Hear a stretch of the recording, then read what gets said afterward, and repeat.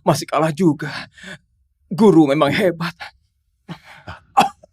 Arman, kamu sudah ikut guru latihan di gunung selama 20 tahun.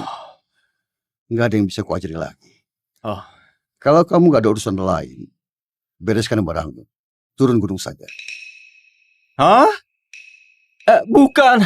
Dasar tua bangka. Bukannya kamu minta aku rawat hari tuamu? Kenapa malah... Sudah. Hentikan. Kamu rawat masa tuaku apa? Coba lihat, seisi gunung sudah habis dimakan kamu. Lihat pantai di sana. Masih ada ikan nggak? Selanjutnya aku nanti yang kau makan. Ini...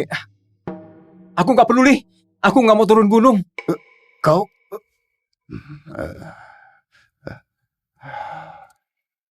Ambil ini. Apa itu? Ambil. Ini apa? Aku dan Johan Livan di kota Maja itu kawan lama. Dulu aku sudah jodohi kamu sama putri sulung keluarga Livan. Hari ini sudah waktunya. Bawa giok ini, turun gunung dan menikahlah. Hah? Guru, aku nggak mau menikah. Aku tiap hari bareng guru. Lumayan baik kok. Jangan suruh aku turun gunung.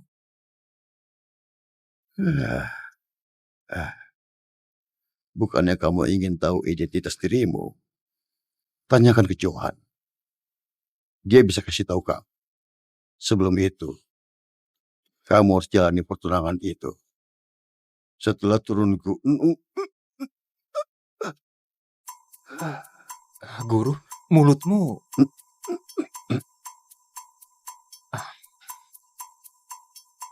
Kalau gitu, aku pergi dulu, Guru. Guru, sebenarnya... Pergi sana, pergi!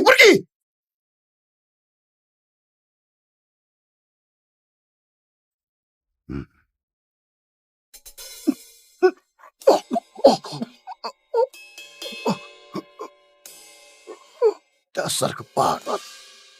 Enggak tahu batas pukulannya.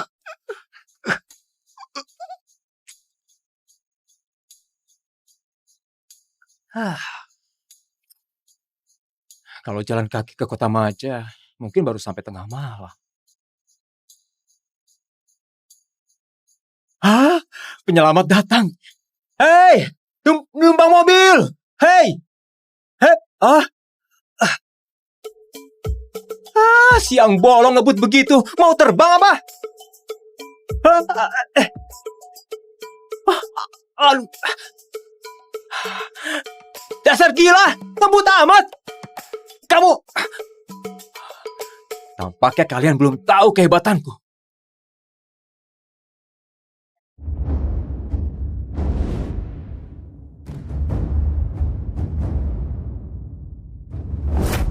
Terbang!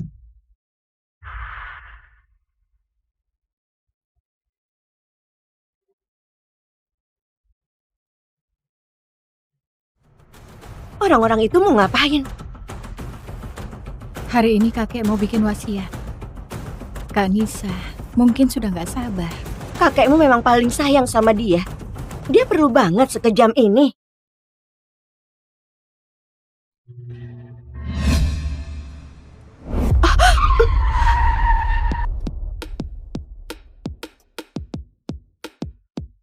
Hei, kamu gila ya? Berdiri di tengah jalan mau mati apa? Aku cuma mau numpang mobil. Kamu perlu ngebut begitu apa? Aku bukan yang gak mau bayar. Sial. Aku putri kedua keluarga Livan di kota Maja. Nara Livan, sekarang ada yang mau membunuh aku. Kalau kamu gak mau kena masalah, cepat pergi. Aduh, langsung ketemu. Calon adik ipar ini cantik juga. Kalau gitu, kakaknya pasti gak kalah jauh. Mereka sudah mengejar. Kalau kamu gak mau mati, cepat pergi dari sini. Kamu?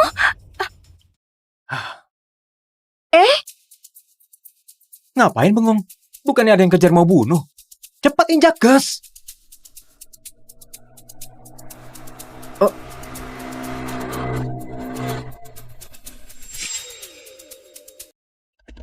Hei, kamu siapa sih? Kamu mau apa? Namaku Arman, cuma petani di Gunung Timau. Aku cuma pengen numpang mobil ke Kota Maja. Aku beneran gak bercanda. Beneran ada yang kejar mau bunuh aku. Masih sempat kamu turun sekarang.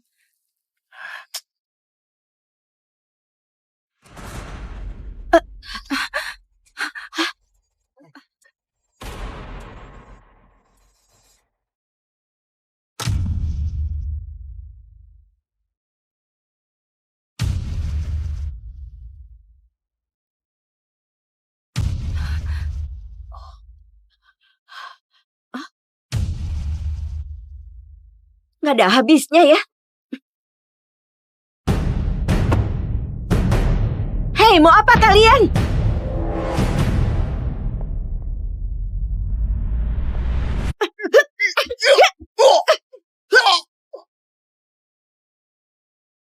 Hah? Serang! Iya! Mending kamu tunggu di mobil. Di sini gak ada urusanmu. Mending suruh dia balik. Dia bukan lawan orang-orang ini. Sylvia itu juara bela diri di Kota Maja. Lihat kan? Lihat tuh, apa aku bilang? Dia...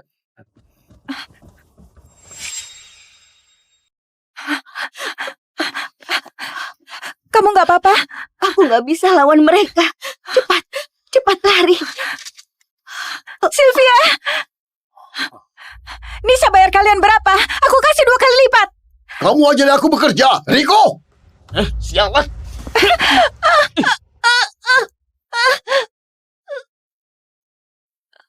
Cuma bisa sampai di sini ya. Hei sobat! Hargai aku dong. Lepasin dia saja, bisa? Kamu siapa? Riko! Habisi sekalian! Kalau ada masalah, hadapi aku saja. Jangan persulit dia. Sudah diuji tanduk. Masih banyak ikut campur. Hargai aku.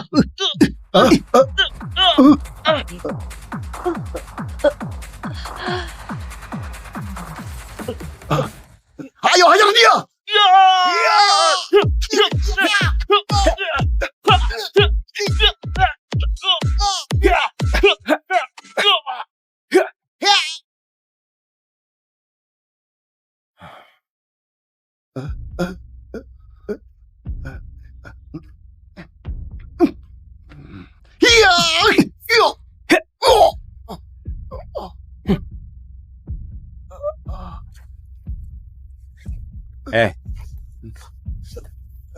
Katakan, siapa yang utus kamu?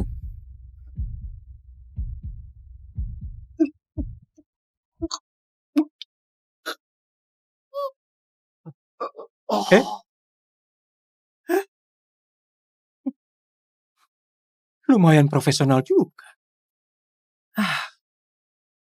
Merepotkan banget.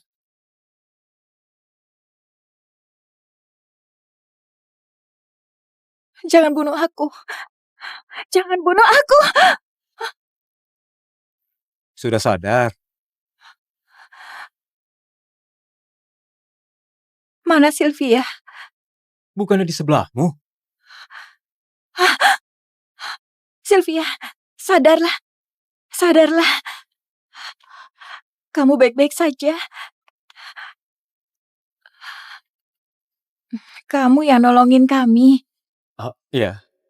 Gak kusangka, tampang biasa saja. Tapi jago bertarung juga. Makasih ya. Satu keluarga. Gak usah sungkan begitu. Satu keluarga apa? Putra pertama keluarga Livan di Kota Maja itu tunanganku. Secara logika, kamu harus panggil aku kakak ipar. Oh iya, arah rumahmu lewat mana?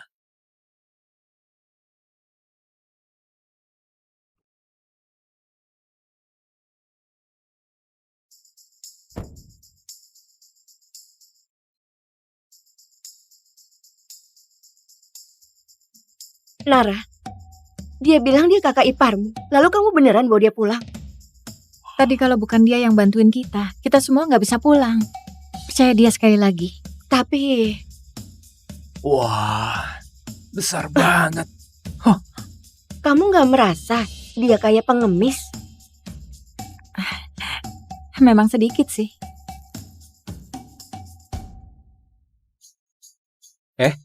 Kalian lagi ngomongin apa? Nggak ada apa-apa. Mana kakakmu? Saranku, kamu lupakan saja deh. Nisa itu lagi dekat sama putra keluarga Wisnu di kota Maja. Kamu memang jago bertarung, tapi dibanding putra keluarga kaya, masih kalah jauh. Ada hal begini. Yang dia bilang tadi beneran. Nanti kamu bakal tahu waktu ketemu. Ayo masuk.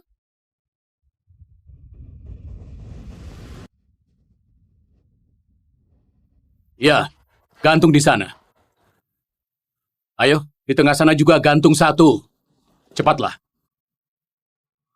Kamu cepat lapnya. Sebelah sini nanti. Ayah, Nara, ayah. Bukannya hari ini kakek panggil semua orang pulang buat tulis wasiat? Ini lagi ngapain? jangan ditanya deh. Barusan kakekmu tiba-tiba bilang, hari ini ada tamu penting mau datang. Makanya, suruh orang dekorasi rumah. Nara? Kamu kok baru pulang? Kakek, maaf. Tadi ada urusan di jalan jadi tertunda. Dari semalam kakek sudah kasih tahu. Hal sepenting ini kamu masih berani terlambat? Kamu nggak anggap kakek ya? Ini tunanganku itu. Nggak secantik adik ipar deh. Kakak benar. Kalau bukan karena seseorang mau bunuh aku nggak mungkin terlambat. Benar begitu kan, kakak? Apa maksudmu? Hari ini di jalan gak terlalu damai. Tapi untung ada dia nolongin kami. Baru aku dan Sylvia bisa selamat. Ternyata si kampungan ini yang rusak rencanaku. Nara, aku bukan mau ngatain kamu. Kok kamu sembarangan bawa orang ke rumah? Oh, jangan-jangan tadi kamu keluyuran sama si pengemis busuk ini sampai kelupaan waktu. Sudah, yang penting semua sudah datang. Tamu kehormatan sebentar lagi sampai. Kita masuk ke dalam dulu. Tunggu. Halo, Anda kakek Johan kan? Kamu siapa? Arman Janto dari Gunung Timau, murid Gio Janto. Guruku suruh aku datang menikahi putri pertama keluarga Livan. Oh ya, ini Gio yang dikasih guruku.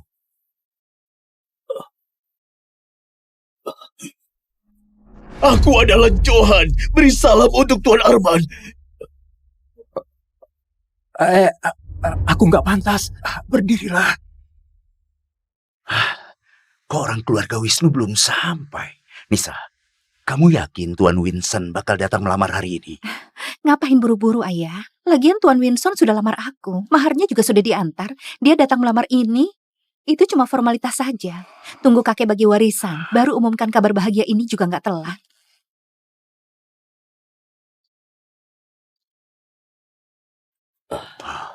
Cepat-cepat. Sini. Duduk di dalam. Mulai sekarang, anggap saja ini rumahmu sendiri. Ya? Sana. Geser duduk. Silakan. Silakan duduk. Silakan duduklah. Makasih ya. Ayah benar-benar linglung. Hari ini mau bahas urusan penting. Orang sembarangan ini juga dibawa masuk numpang makan. Kakek, bukannya hari ini mau bagi warisan? Cepatlah bagi, nanti aku masih ada urusan. Oh, kakek harus bagikan grup Livan buat aku ya. Kasih kamu semua. Kasih kamu semua. Selain itu, hari ini kakek juga mau tetapkan urusan pernikahanmu. Hah? Nisa, dia ini tunanganmu yang kakek carikan. Hari ini, kalian cepat pergi daftar pernikahan. Apa? Kakek? Kok kakek malah carikan aku tunangan kayak gini? Kenapa? Ada masalah apa? Anak muda, kamu orang mana? Keluargamu kerja di bidang apa? Oh, namaku Arman. Orang dari Gunung Timau. Sejak kecil aku ikut guruku bercocok tanam di gunung. Aku nggak ada keluarga lain. Cocok tanam, bahkan yatim piatu. Tuan Johan paling sayang Nona Nisa. Kok malah suruh dia nikah sama orang begini? Kakek, aku nggak setuju. Nisa, jangan macam-macam. Kamu bisa nikah sama Arman. Itu keberuntungan kamu. Keberuntungan apa? Dia cuma petani busuk. Kakek sakit sampai linglung ya? Kok suruh aku nikah sama orang kayak gini? Kamu... Kakek, ya sudah. Kalau dia nggak mau, kebetulan aku suka yang dadanya besar dan bokongnya montok. Kamu malah banyak mau? Lihat nggak? Ini cincin lamaran dari pacarku. Dasar miskin, bertani seumur hidup juga nggak mampu beli. Pacar apa? Lamaran apa? Kakek, aku sudah setujui lamaran Tuan Winson. Tunggu aku jadi nyonya keluarga Winson. Aku pasti bakal bantu keluarga Livan. Nantinya bisnis keluarga Livan pasti bisa makin maju. Kamu bodoh ya? Cepat kamu kembalikan barang-barangnya ke keluarga Wisnu. Ayah, Tuan Winston sudah kirim maharnya. Totalnya 200 miliar. Belum lagi investasi 2 triliun. Dari sisi manapun lebih baik dari dia. Dasar bodoh. Siapa keluarga Wisnu itu? Mana bisa dibandingkan sama Arman? Aku nggak mau menikah. Terserah siapa yang mau menikah. Kamu... Ayah jangan emosi ayah. Sejak kecil, apa yang Nisa mau selalu kakek turutin. Kali ini, kok kakek ngotot banget? Jangan-jangan yang kakek sayang bukan Nisa, melainkan tunangannya Arman. Kalau benar begitu, mungkin aku bisa bertaruh. Kakek, kalau Kak Nisa nggak mau menikah, biar aku yang menikah.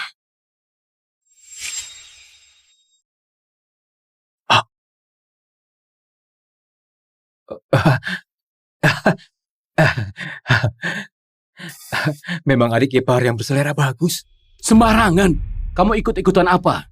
Kalau Nisa beneran nikah ke keluarga Wisnu, nantinya perusahaan bakal jatuh ke tangan dia. Kita sekeluarga, nggak ada jalan keluar. Ayah, aku nggak sembarangan. Percaya sama aku. Nikah sama Arman, jadi satu-satunya kesempatan kita. Kamu, Yuda, jangan emosi. Anak ini juga lagi jagain wibawa kakeknya. Nara nikah sama Arman. Janji pernikahan terlaksana. Nisa nikah sama Tuan Vincent. Keluarga kita bisa naik lebih tinggi. Dua-duanya dapat. 2 keuntungan sekaligus. Hal yang baik.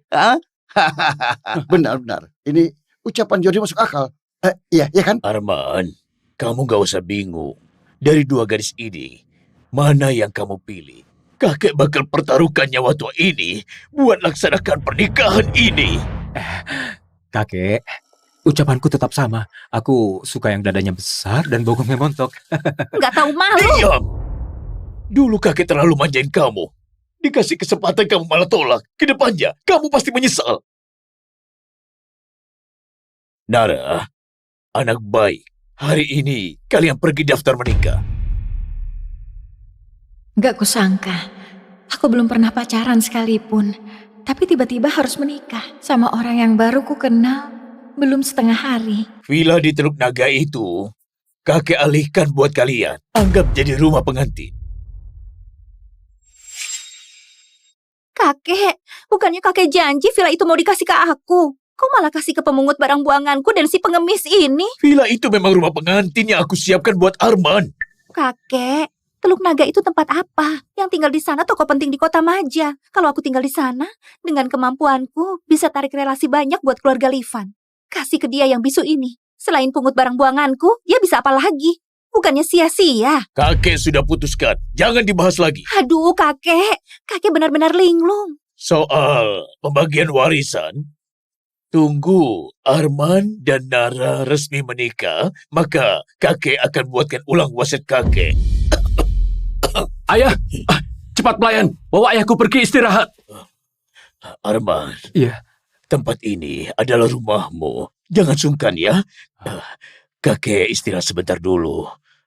Kamu duduklah. Pelan-pelan. Kakek, Arman, kesehatan kakek kurang baik, butuh istirahat. Kalau butuh apa-apa bisa bilang aku.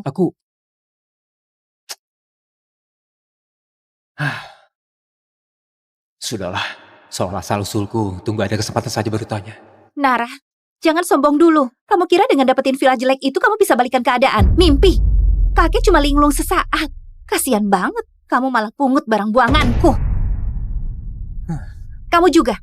Pecundang dan orang kampungan kayak kamu, kalian memang serasi. Tunggu aku menikah ke keluarga Wisnu dan jadi nyonya muda di sana. Kalian bahkan gak pantas bawain sepatuku. Nisa, jangan keterlaluan. Aku sudah lama sabar sama kamu. Sabar? Hari ini kamu lagi beruntung. Tenang saja. Gak usah sabar terlalu lama.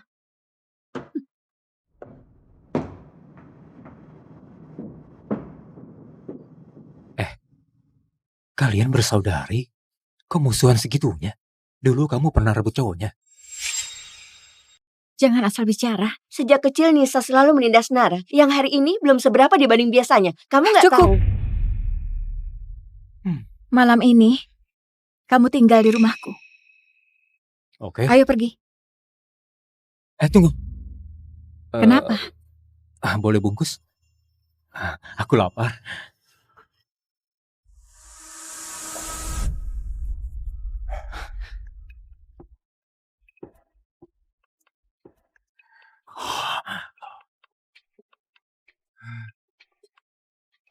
Gak sangka si Nara kelihatan dingin, tapi dalam hatinya begitu feminin.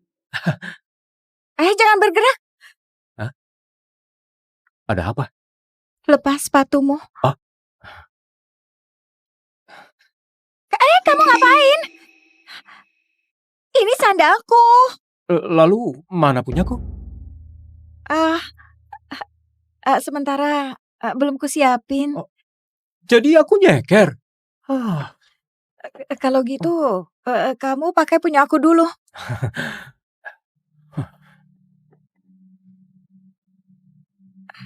Besar banget. Jangan gerak. Ada apa lagi? Kamu mandi dulu. Sudah sibuk seharian di luar. Oke.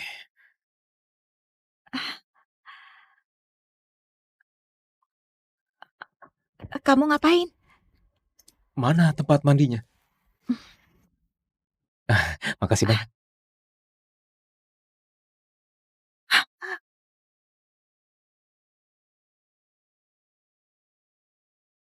Kamu ngapain?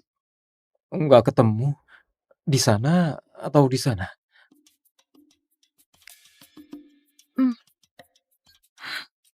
Di mana? Di lantai 2. Makasih banyak. Wajahmu merah begitu. Jangan-jangan mau liatin aku mandi. Siapa yang mau liatin kamu mandi? Baru turun dari gunung, tapi kepedean begitu.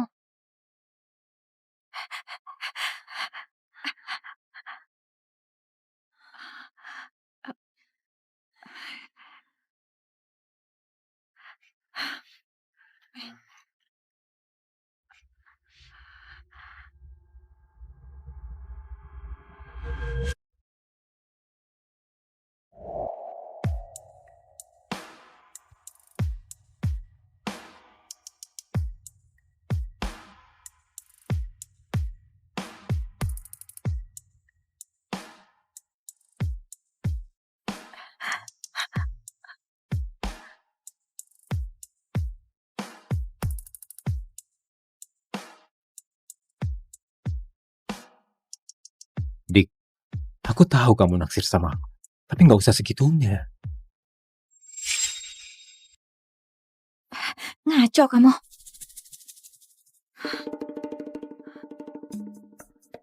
Bantu aku angkat telepon. Bilang saja aku nggak ada.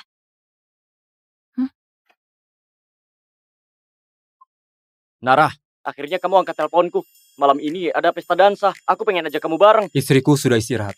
Kamu siapa? Kok ponsel Nara bisa sama kamu? Sobat, aku bahkan sudah siap mandi. Dekati cewek lain saja. Kok kamu tahu dia lagi dekati aku? Kamu secantik ini, ada beberapa yang seleranya bagus dekati kamu. Nggak aneh lah. Mulut manis. Aku mau mandi dulu, keluar.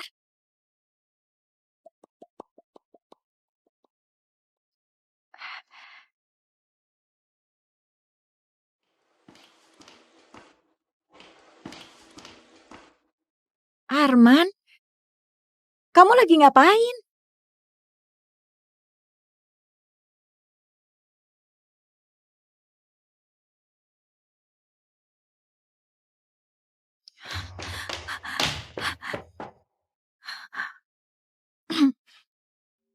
Barang di toilet masih mau nggak? Oh, itu bajunya sudah kupakai 3 tahun. Bantu aku buang. Aku? Hmm. Kamu buang sendiri. Kamu sudah jadi tunanganku.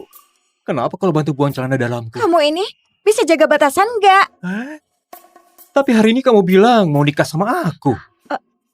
Iya kan? Aku belum siap. Sebenarnya aku tahu, kamu nikah sama aku cuma mau manfaatin aku biar dihargai kakekmu, supaya perusahaan kalian bisa bangkit lagi. Benar kan? Benar. Kamu selesaikan janji pernikahan, aku dapat dihargai kakek. Sama-sama untung. Bukannya ini cukup adil? Kamu lumayan jujur juga. Jadi reaksimu barusan juga bagian dari manfaatin aku. Terserah kamu mau mikir apa. Kalau kamu butuh, aku bisa laksanakan kewajiban seorang istri.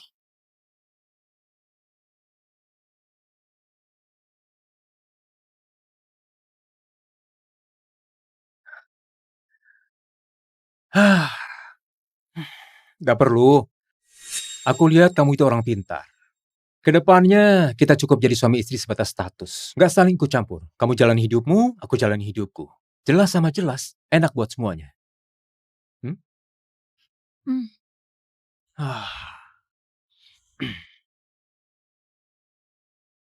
Dia kayaknya nggak kayak yang kukira.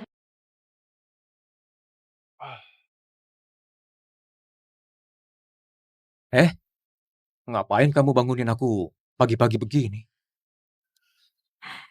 Bawa kamu pergi beli pakaian. Beli pakaian?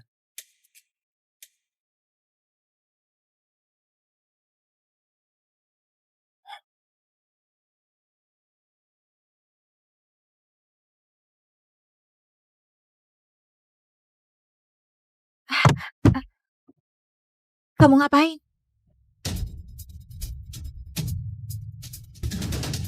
Ada, Bo.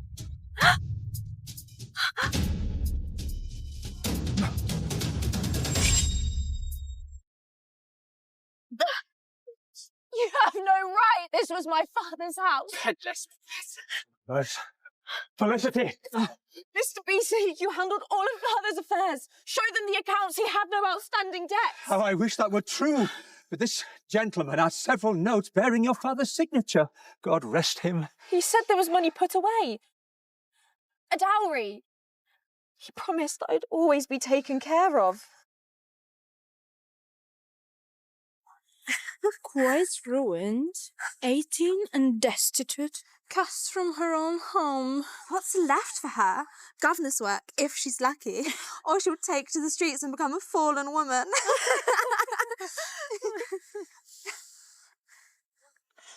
My dear, this is a very real possibility. Unless you wish to find yourself reduced to the streets, you must secure a husband. And quickly. Your dear father would wish you settled as well. A husband? What man would take a wife without a dowry or connections? As your father's solicitor, I have long held your interests close to heart, which makes me a perfect candidate to be your husband.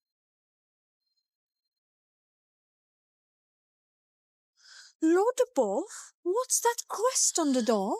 It belongs to the Duke of Mandrick. Some say he's richer than the king.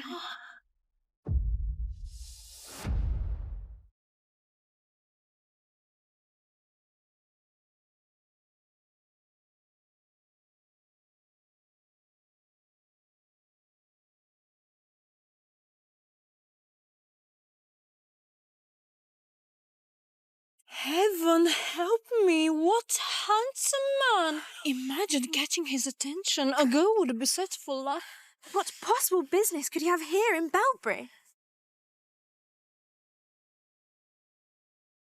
Is he looking at me? That terribly handsome Duke? Ought I...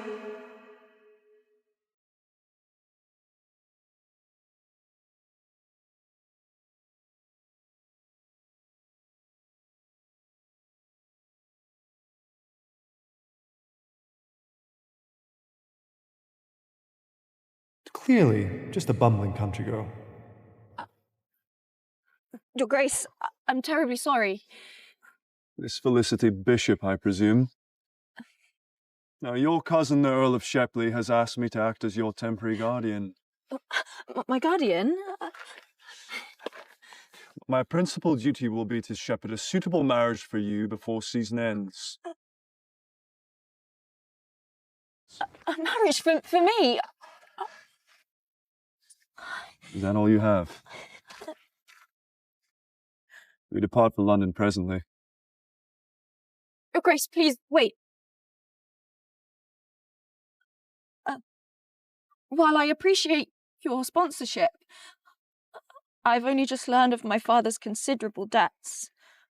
I'm left with no means, nor a proper dowry.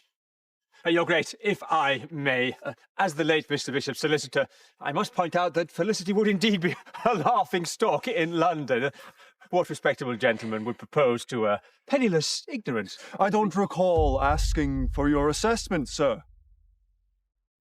Furthermore, you will not speak of Miss Bishop in such a disrespectful manner again.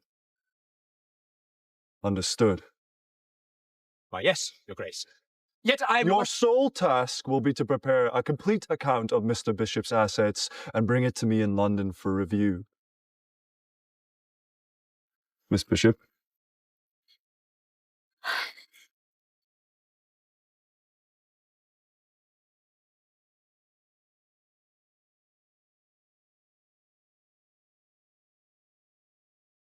Her cousins were truthful about her beauty, less so about her lack of refinement.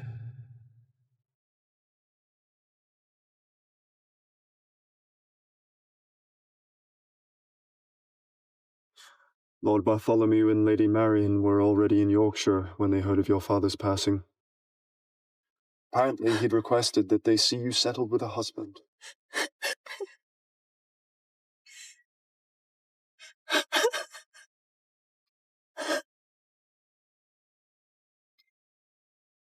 Thank you.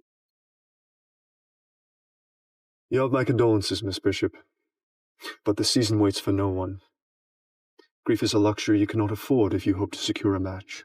I don't understand. Marriage is about affection. Surely if someone loves me... Love. Affection. Those are childish pursuits. What matters is a proper household, a respectable name. Sentiment is merely decorative. I must disagree. My parents loved each other. How fortunate for them. You, however, will follow my instructions and be married by season's end.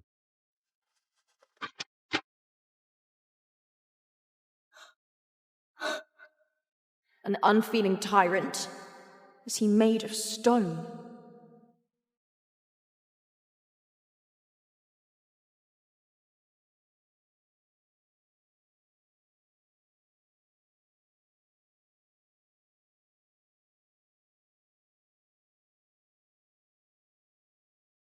Your Grace, you must be Miss Bishop.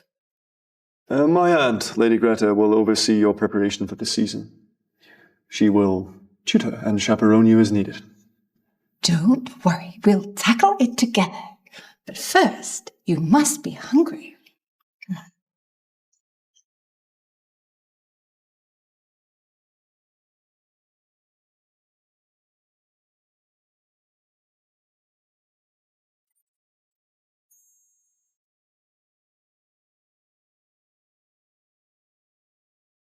I've just arrived and already utterly defeated by the silverware.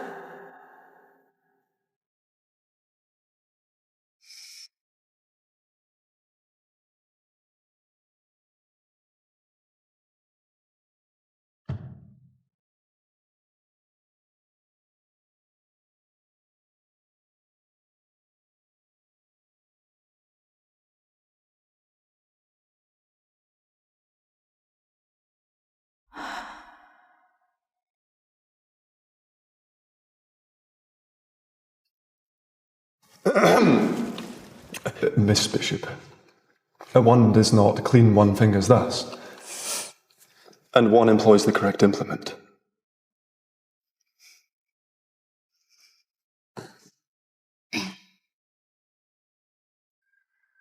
Of course, because one's very fate hangs on which fork one uses.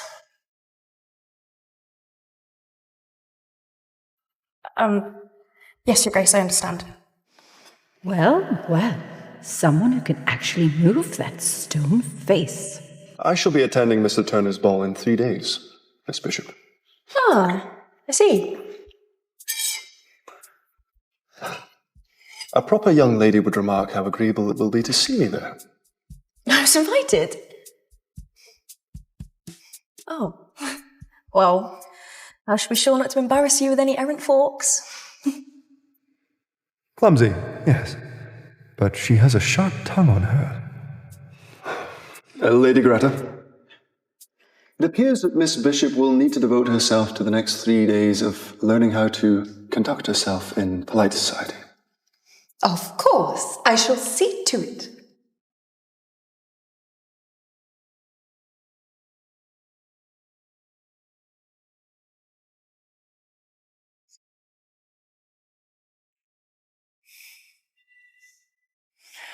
I find Miss Bishop's spirit rather refreshing.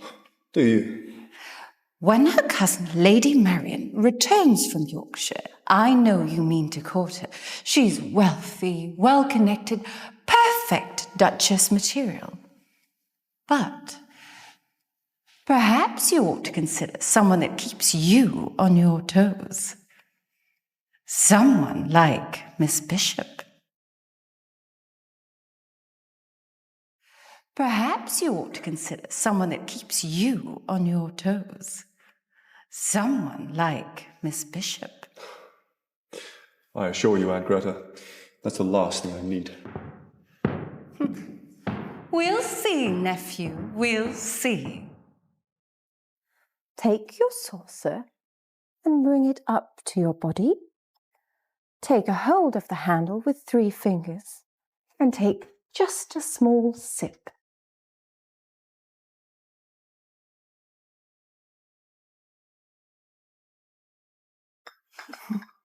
You know, I've never met a man so composed. Does His Grace ever allow himself to smile? Or does he fear a crease on his face more than a wrinkle on his coat? And what remedy would you prescribe, Miss Bishop?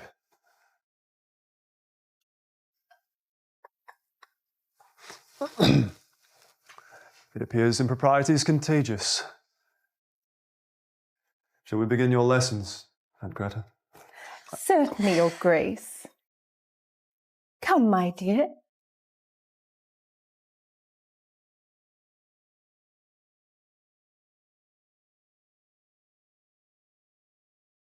Shoulders back. Collarbone lifted. The book shall not fall. Now, walk.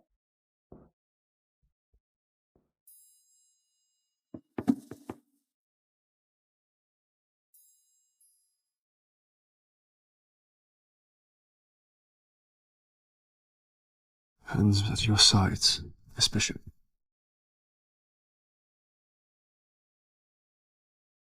Keep them there. You carry the book. It does not carry you. You're a lady, not a pedestal.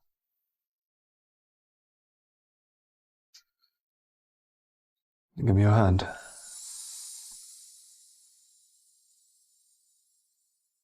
Now, a proper curtsy.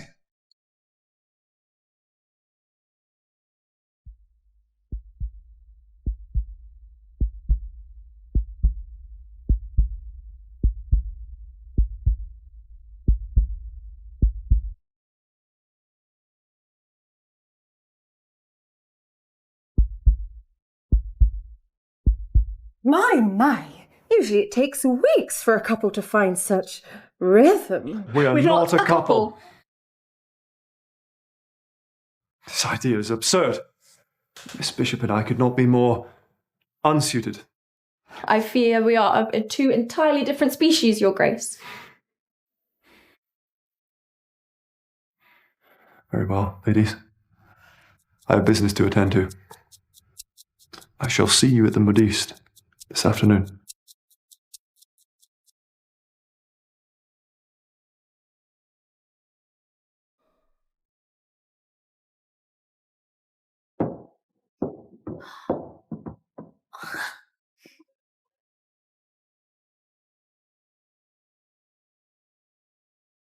Oh, such quality. Nothing this fine would ever reach Bilberry. Oh, what a practical choice. Is this what they wear in the country? I bet it hides the dirt well. Kind of you to concern yourself with my wardrobe, madam. Oh, my dear, I'm not concerned. I was just thinking of how it would make a charming dress for my lady's maid. Miss Bishop was looking at that first. Isn't your policy first come, first served, Madam Lucy? Of course, Lady Greta. But Lady Clementine just put in an order for 3 new frocks for the season. It's a very large order. If I may, this fabric might be a bit too costly for a young lady of her circumstances anyway. A fair point, Madam Lucy. I've often thought that people without means shouldn't even be allowed into shops like this. I mean, who's going to want this fabric after it's been manhandled by your grubby hands? And who's going to want to pay for it once you've ruined it? I will.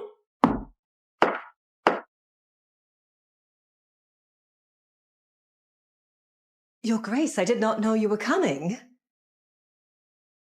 Whatever Miss Bishop desires, I shall settle the account.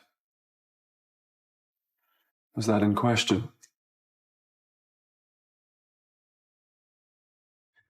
Have you found what you wanted?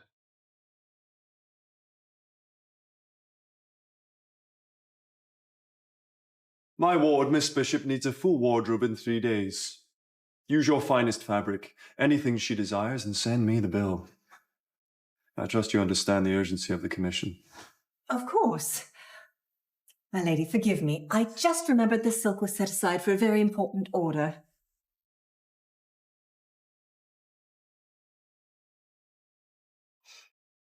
Now, Miss Bishop, let's get your measurements. That fabric will make a beautiful evening gown.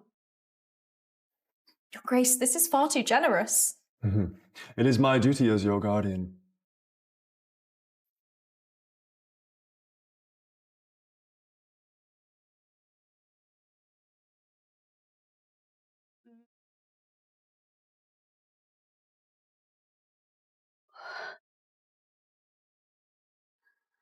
Your hands betray your nerves, my dear. The ball is tonight, and I feel woefully unready. It's only chatting, my dear. Your charms will naturally draw the gentlemen in. Shall it? I sure hope it do not drive them away. My tongue could be dreadfully unregarding. Words may fail, but there are other ways to hold a gentleman's interest.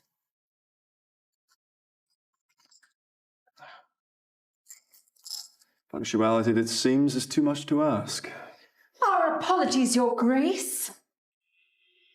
But I wager to say worth the wait.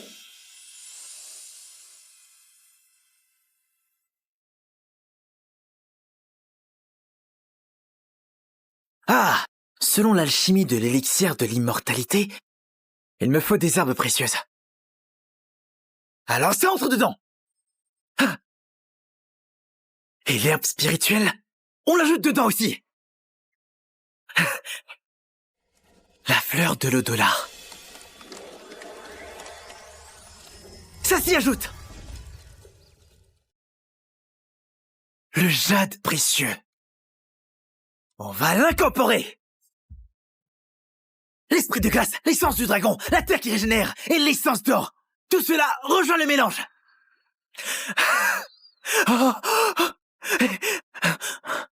L'élixir d'immortalité absorbe l'essence du monde, peut ranimer les morts, rendre chair aux os. Un cultivateur peut l'avaler et ainsi atteindre le niveau D en un seul jour. Si je parviens à créer cet élixir, mon maître ne dira plus jamais que je suis un bon à rien sans avenir. J'en suis bien sûr. Mais que se passe-t-il? Pourquoi est-ce que je sens tout à coup que quelque chose d'énorme est sur le point d'arriver? C'est étrange, très étrange. Pour créer cet élixir, il faut le poser sur la terre flottante. Couper du bois spirituel. Prendre du feu sacré et utiliser la flamme de l'univers pour chauffer tout ça.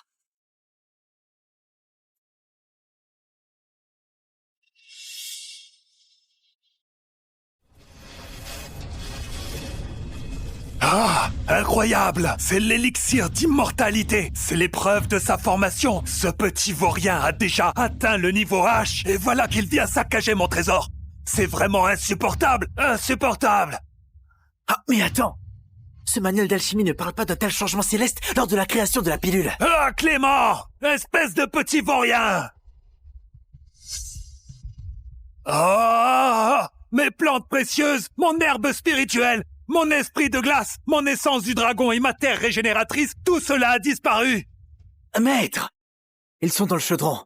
Quand j'aurai créé l'élixir d'immortalité, vous n'aurez plus à me regarder de haut.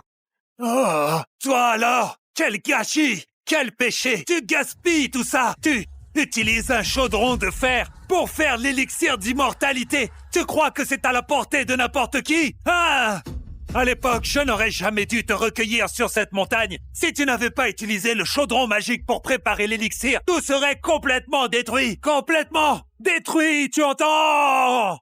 Ne vous inquiétez pas, maître. Je suis bien la procédure et cela étape par étape. L'élixir d'immortalité va apparaître à l'instant. Apparaître, tu dis? Aujourd'hui, si ça n'aboutit pas, je te chasse sur le champ du monde du jade.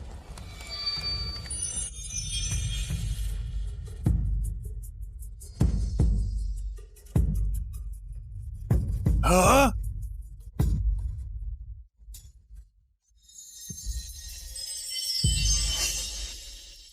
Oh! L'élixir d'immortalité, il a vraiment réussi à le créer avec un simple chaudron de fer.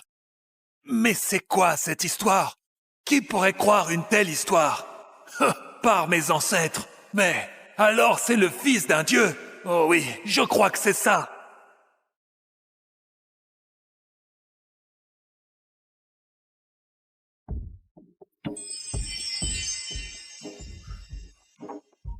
Maître!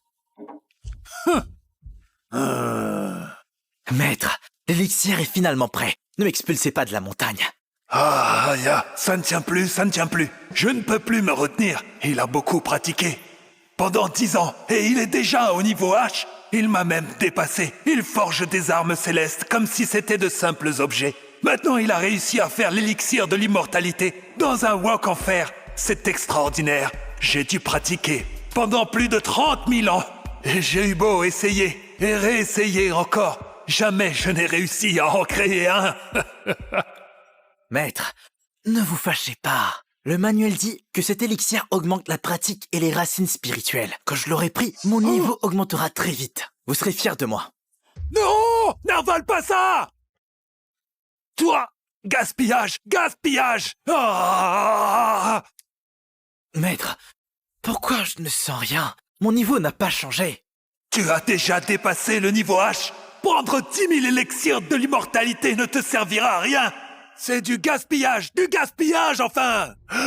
Ton aptitude est trop basse. Cet élixir de l'immortalité ne t'apportera absolument rien. Que faire alors? Bien, je vais essayer de créer l'élixir divin. On dit que les cultivateurs de niveau D ressentent des effets. Ah! Tu vas encore en créer un? Si tu continues à t'obstiner, tu vas vider tout le monde du jade. Réfléchis, gamin. Vraiment, il faut le chasser de la montagne. Ça fait 10 ans. Je ne peux plus cacher cela. Clément, je t'ai transmis le livre des transformations. Écoute-moi bien. L'esprit est infini. Il ne se remplit jamais. Il est le fondement de toutes les choses. La vallée ne meurt jamais. C'est la source des mystères. La porte de ce mystère est l'origine de l'univers. Il est toujours présent, mais ne force rien. 3 fleurs épanouies, 5 souffles s'assemblent et le niveau suprême est atteint. Oh, quel monstre ai-je bien pu recueillir? À 3 ans, le niveau A. À 5 ans, le niveau C. À 10 ans, le niveau F. À 15, le niveau D. Et à 20 ans, il est déjà au niveau H. Je pensais qu'il serait trop orgueilleux pour progresser. Alors je lui ai dit qu'il n'avait pas de talent. Et maintenant, il est au niveau H. Je ne peux plus rien cacher. Il faut absolument le renvoyer de la montagne. Clément, cela fait plus de 20 ans que tu étudies sur le mont du Jade, n'est-ce pas? Et tu n'as vraiment aucun talent pour la pratique, mon pauvre petit.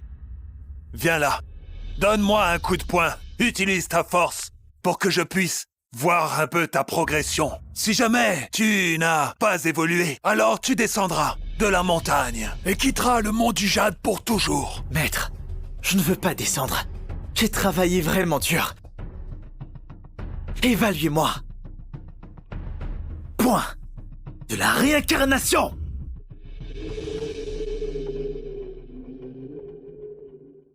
Utilise bien toute ta pratique. Oh là là, c'est vraiment puissant. Je ne vais pas mourir d'un seul coup de ce vaurien quand même. Oh là là, c'est vraiment puissant. Je ne vais pas mourir sur le coup à cause de ce vaurien quand même. Maître, je ne descendrai pas de la montagne. Tu n'as fait aucun progrès. Tu n'as pas de véritable talent. Clément, cela fait 10 ans que tu étudies le livre des transformations et tu n'as atteint que le 8e niveau. À l'époque, dans ma jeunesse, il m'avait suffi d'une seule année. J'avais déjà atteint le 10e niveau. Oh là là, vénérable ancêtre, je l'ai pratiqué pendant 30 000 ans et je suis à peine au 5e niveau. Et lui, en 10 ans, il m'a surpassé. Ai-je pratiqué tout ce temps pour rien? Maître, je ne veux pas descendre. Je veux rester à vos côtés pour vous servir, maître. Petit, descends de la montagne. Apparemment, tu n'as aucun lien avec la voie de l'immortalité. Mais le monde mortel t'attend. Quand je t'ai trouvé à Votex, tu portais un pendentif en jade. Une preuve que tes liens avec ce monde ne sont pas coupés. Que ta famille existe encore dans ce monde. Ces dernières années, j'ai trouvé 2 prétendantes pour toi. Prends ces 2 lettres de mariage et va à la recherche d'une personne au corps de la glace suprême, de la glace modérée ou de la glace faible. Vois-tu, mon enfant? En t'unissant avec elle, tu briseras tes chaînes et atteindras la voie de l'immortalité. Maître! Vas-y, pars. Vite, descends de la montagne, espèce de vaurien. Je n'ai plus rien à t'apprendre. Je n'en peux plus. Tu es presque sur le point d'atteindre le niveau I. Il est temps que tu t'en ailles de cette montagne une bonne fois pour toutes. Maître! Descends de la montagne. Le pendentif en jade, les actes de mariage, les objets que tu as forgés sont ici. Maître, cela fait 20 ans que je suis sur le mont du Jade à vos côtés. Je ne veux pas partir. Je vous en supplie, ne me forcez pas à descendre. Il est temps, Clément. Lorsque tu auras réglé tes affaires mondaines, alors je te permettrai de revenir sur le mont du Jade. Arrête de traîner, je ne peux plus supporter ça. Va-t'en une fois pour toutes. Donc je dois régler mes affaires avant de revenir? Merci, maître. Je descends immédiatement.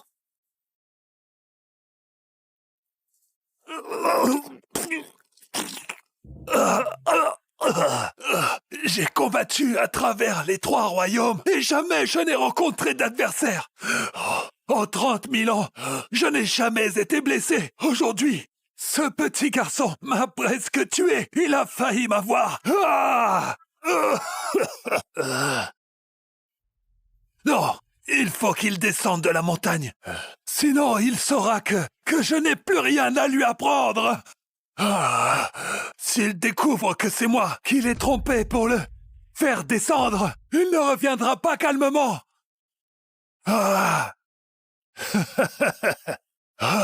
Laissons donc les gens de l'école élémentaire et de la grotte des fleurs s'en occuper. Maître Bernet est le maître de la grotte des fleurs, votre gendre, qui a maintenant atteint le niveau I et descendu de la montagne. Il vous appartient maintenant, c'est à vous de saisir cette belle opportunité. Il semble que je ne sois vraiment pas un génie de la pratique. Même mon maître m'a renvoyé. Hein? Ce pendentif, il est avec moi depuis 20 ans déjà, il n'a jamais réagi. Pourquoi réagit-il aujourd'hui? Se pourrait-il que mes liens avec ce monde se manifestent? En direction du sud-est. Karine, tu dois absolument retrouver ton frère. Il y a 20 ans de cela. Ce n'était pas voulu, mais je l'ai perdu. Papa, ne dites plus rien. Vous allez vous en sortir. Messieurs, l'un d'entre vous est un génie de la chirurgie occidentale. L'autre un maître de la médecine traditionnelle. Et le troisième un immortel de la médecine. Pitié, sauvez mon père. Cette barre d'acier traverse son crâne. Qu'il n'ait pas succombé sur le coup est déjà un vrai miracle. Si on tente de l'extraire, il faudra ouvrir son crâne. Et cela le tuera assurément. Il faut qu'il règle ses affaires. Tant qu'il est encore conscient. Cette barre d'acier a traversé la fontanelle, pénétrant le cerveau et les centres vitaux. Aucun remède ne peut le guérir. Même le médecin le plus renommé ne pourrait pas le sauver. Si nous pouvions obtenir un élixir spirituel pour préserver son essence vitale, alors il y aurait encore une chance. Mais M. Fèvre ne peut pas bouger. Il ne tiendra pas jusqu'à l'école des ailes. Il vaut mieux se préparer à ce qui vous attend maintenant. Vous ne pouvez pas sauver mon père avec vos méthodes. Même pas avec les méthodes des immortels. Les immortels ne sont pas omnipotents. Le crâne est le siège de l'âme humaine, où se rassemblent tous les esprits. Si ce dernier est si gravement blessé, son âme ne tiendra pas. S'il vit encore quelques instants, c'est un miracle et une bénédiction de Dieu. Si vous espérez qu'il s'en sorte, bien... Que racontez-vous? Mon père est toujours en vie, comment osez-vous dire cela? Je suis un novice en matière de pratique. Je ne peux pas le sauver.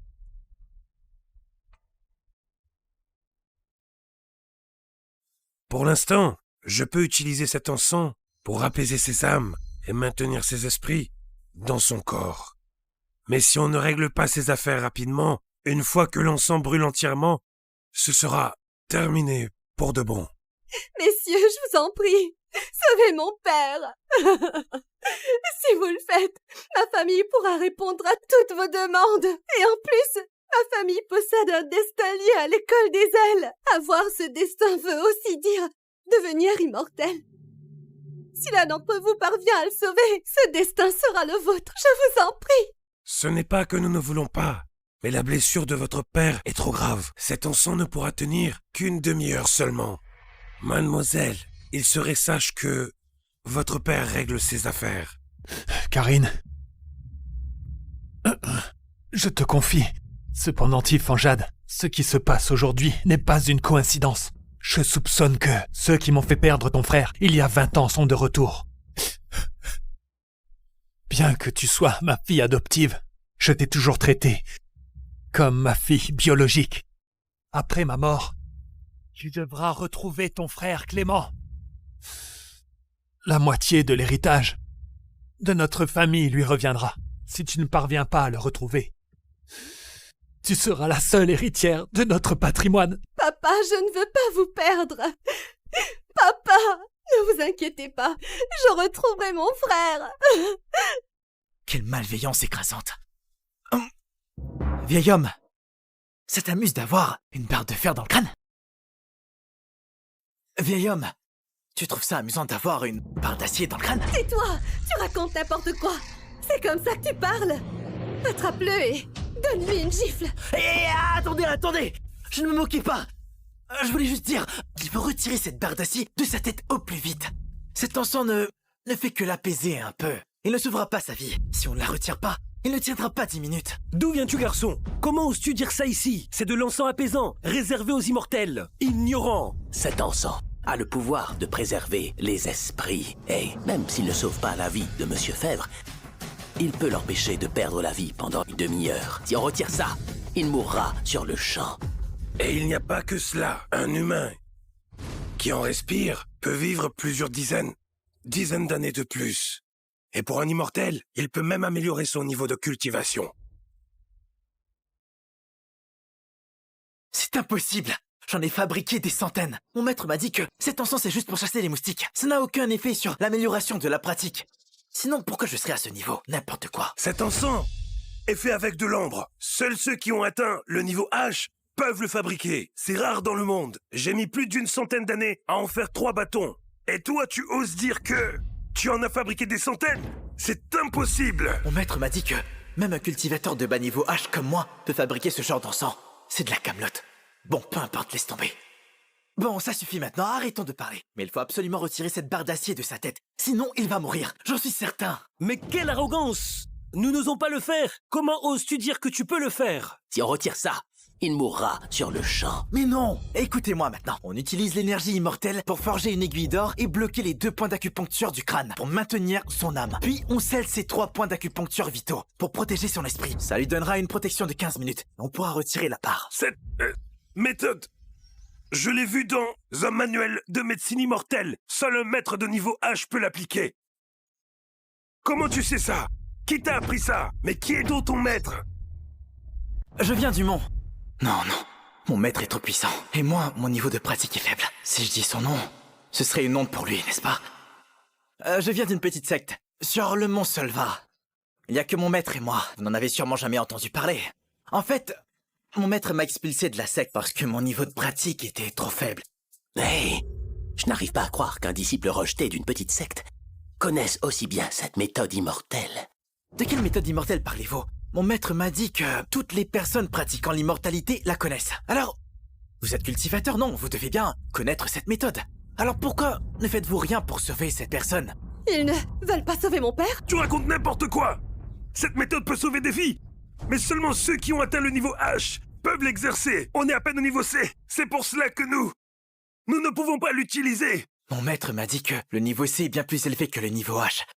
Si vous dites que le niveau C est du bas niveau, alors mon niveau H serait le dernier des derniers, n'est-ce pas? Je parie que vous ne voulez tout simplement pas le sauver. Moi qui suis en dessous du niveau C, je peux l'utiliser. Mais le cultivateur de niveau plus élevé ne pourrait pas le faire. Je refuse de le croire. C'est vraiment ridicule. Toi! Si tu peux le sauver, demande-moi ce que tu veux. Je ferai tout ce qui est en mon pouvoir. Et cela, quoi qu'il en coûte, je ferai n'importe quoi. Ah, ce n'est rien. Juste retirer une barre d'acier, c'est un jeu d'enfant. Je vais le faire tout de suite. Non, non, non, non, ne la retire pas. Si on retire cette barre, il mourra immédiatement. Monsieur Fèvre et mademoiselle, ne faites surtout pas l'erreur de l'enlever. Si on la retire ou pas, vous n'avez pas le dernier mot. Vieil homme, dis-moi, tu veux qu'on retire cette barre ou pas? C'est notre première rencontre.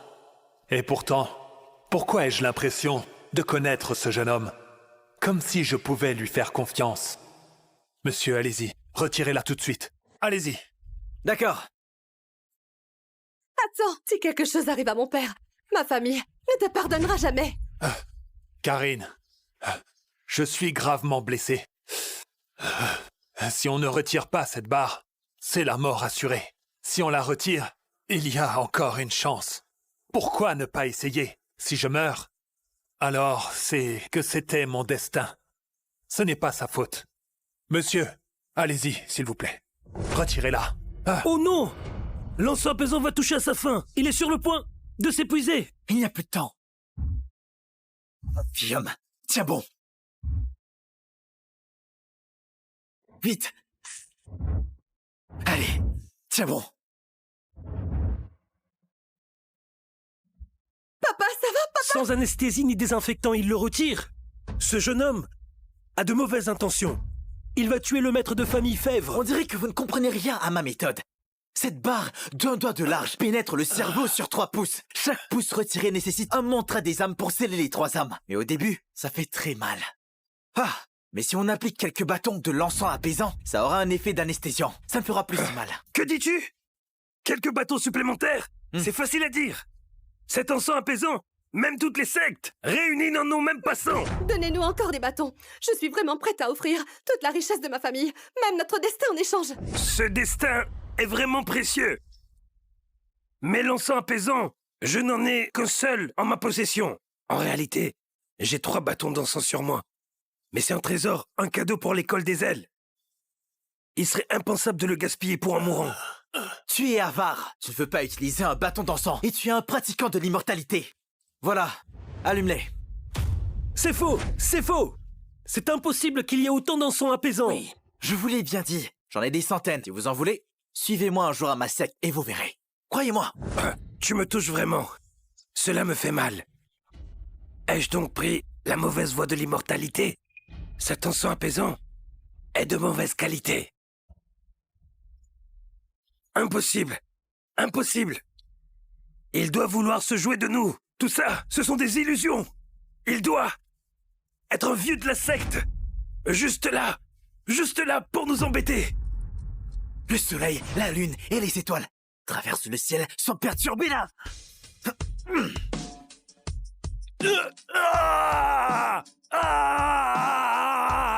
Oh. Il a vraiment retiré un pouce. Monsieur Fèvre ne montre aucun signe d'agonie. Ah, ce n'est plus si douloureux. Il ne ressent plus rien? Est-ce vraiment l'encens apaisant? Et puis, sa technique, son incantation, c'est du vrai niveau H. Est-ce vraiment un immortel caché? Mon fils a une marque de naissance identique. Est-ce vraiment mon fils Clément? Non, c'est impossible. Il vient d'une secte immortelle. Même si Clément est encore en vie, il ne pourrait pas rejoindre une secte immortelle. Comment pourrait-il atteindre un tel niveau en 20 ans? Sous l'égide du dieu martial, tous les démons errent sans fin.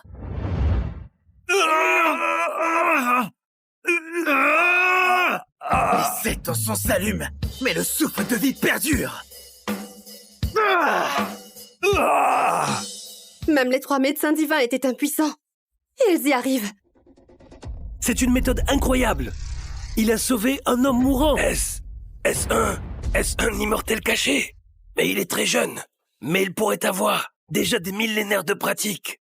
Je dois retourner dans ma secte pour en parler à mon maître. Monsieur, acceptez-moi comme disciple et transmettez-moi tous vos secrets. Mais non, vous vous trompez. Je ne suis qu'un simple disciple abandonné par mon maître. Je ne suis pas un immortel. Je n'ai jamais étudié de secrets médicaux immortels. Je vais d'abord informer mon grand maître avant de faire des plans. Monsieur, s'il vous plaît, nous ne vous avons pas reconnu. Vous avez un savoir immortel exceptionnel. Et vous avez généreusement partagé votre encens. Pourriez-vous me donner de l'encens apaisant afin de compenser mes pertes d'aujourd'hui? Bon, vous savez, ces choses-là, j'en ai plein. Prenez autant que vous voulez.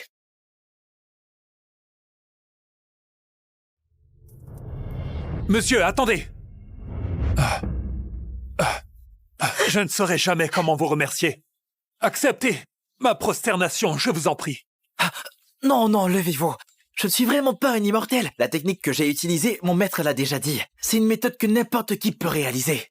Dans ce cas, dites-moi comment je pourrais vous appeler. Ma famille possède un destin avec l'école des ailes. Le 3 mars, soit demain à midi, va se tenir l'assemblée des destins. Si cela ne vous dérange pas, venez y assister. Si vous êtes accepté, alors vous pourrez peut-être saisir l'immortalité suprême. Je m'appelle Clément Fèvre. Clément. Clément Fèvre? Vous vous appelez aussi Clément? Il a la même marque que mon fils. Pourrait-il vraiment être mon fils perdu? Mon fils est un immortel? Alors, monsieur, vous vous appelez aussi Clément? Dites-moi, quel âge avez-vous cette année?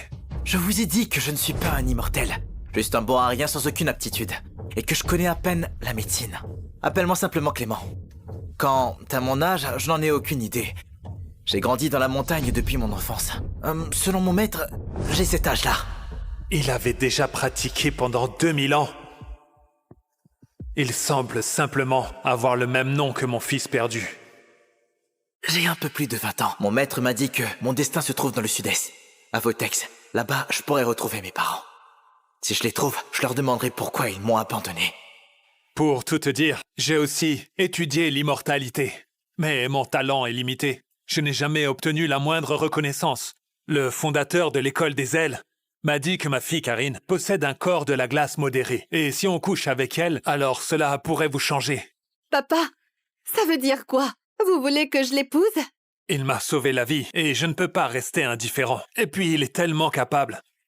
Tu ne voudrais pas épouser ce garçon? Mais papa, j'ai un corps de la glace modéré. Le fondateur m'a dit que je suis au niveau G et qu'il pourrait me guider vers l'école des ailes pour devenir immortel.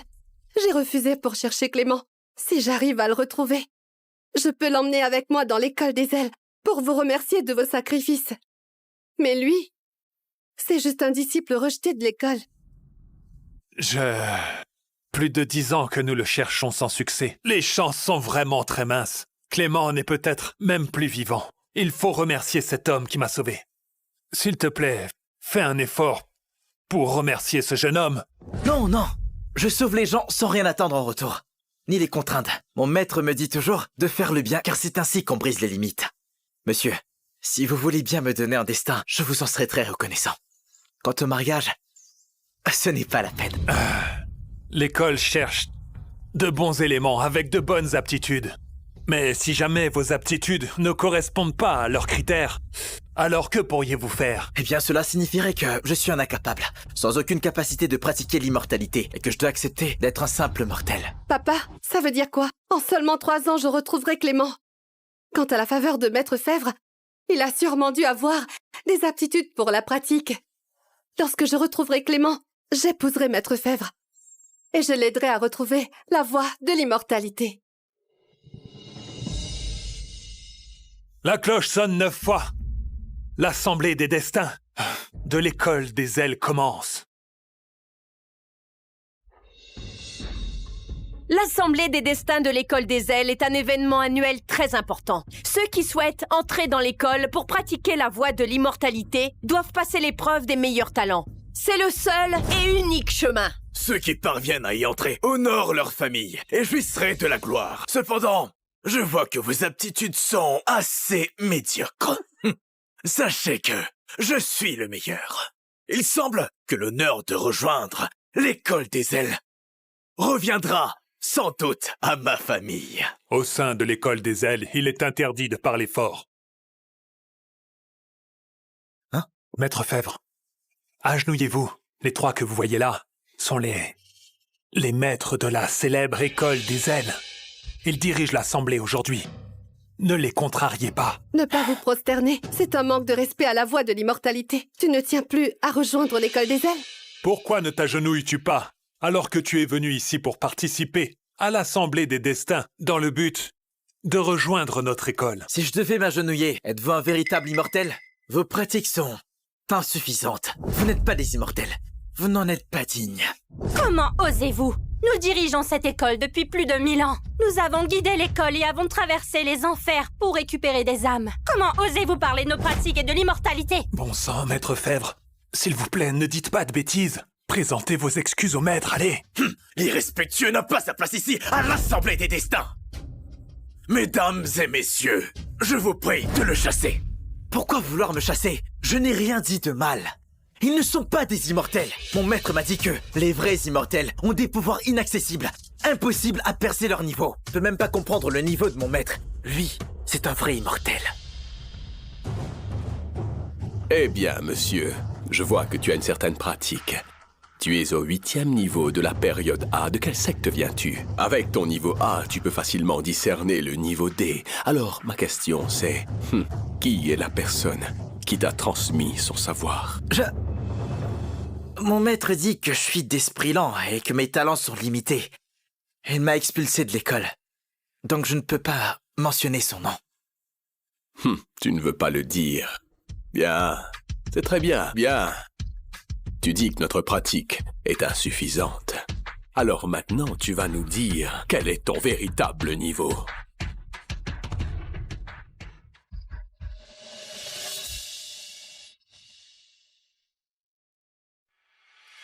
Nhìn vào đây sẽ thấy 2 phôi thai.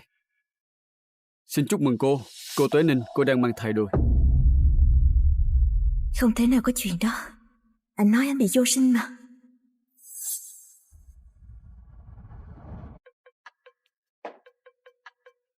Của quý khách hết 27.000. Số dư trong tài khoản không đủ. Đợi tôi một chút. 27.000 đúng không ạ? Dạ. Có ai lại không có nổi 27.000 chứ? Không mua nổi cả cơm nắm thì tránh ra đi.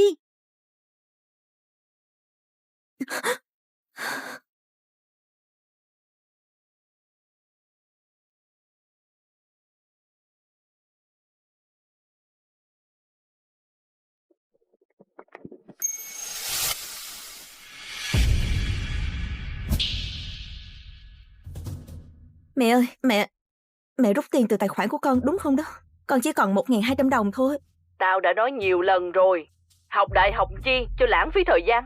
Mẹ à, thứ 5 tuần sau là hạn đóng học phí của con rồi đó. Mày khóc lóc cái gì? Đường Tuế Ninh, Em trai mày quan trọng hơn mày. Mẹ à, còn con thì sao? Đàn bà con gái họng chi cho lắm vậy?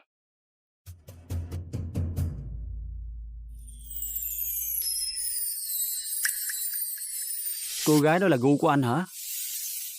Kiểu người đáng thương khiến người ta muốn bảo vệ. Xuống xe.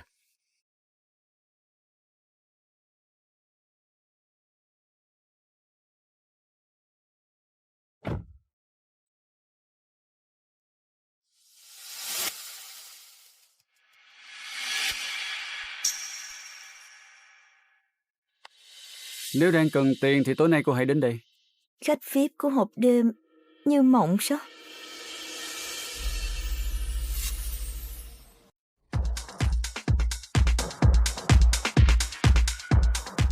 Chủ tịch à, có muốn uống một chút rượu không?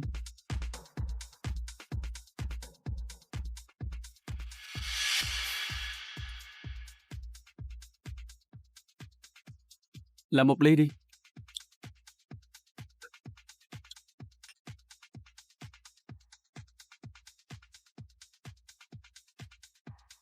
Mấy người mà tôi giới thiệu cho anh làm sao mà từ chối hoài được. Vô sinh thì đã sao chứ, đời đâu chỉ có chuyện đó. Không chừng thử với một em nghe thơ nào đó lại được. Anh muốn thử không? Cậu không bỏ thuốc vào đây đó chứ? Mẹ anh muốn sớm có cháu để bế mà. Tôi có mời một em tới đây. Tận hưởng đêm nay đi.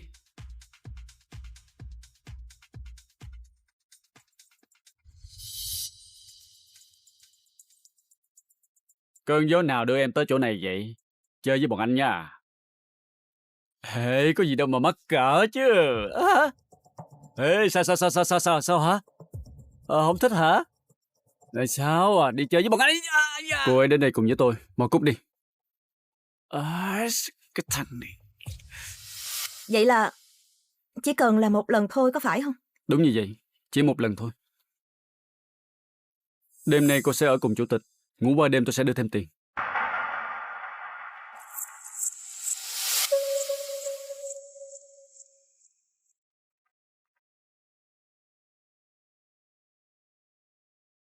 Chu Lâm Xuyên. Phải làm sao đây? Chị có đúng không? Giờ mình có nên bỏ chạy không?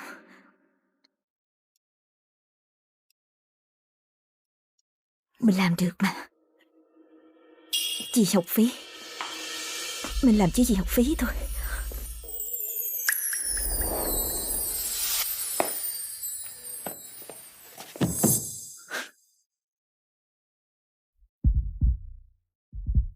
Bao nhiêu tuổi? 20 tuổi.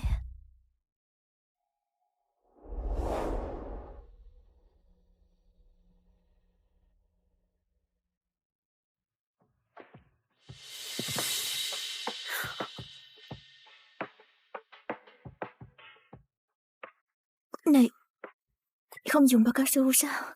Em đừng có lo. Tôi vô sinh.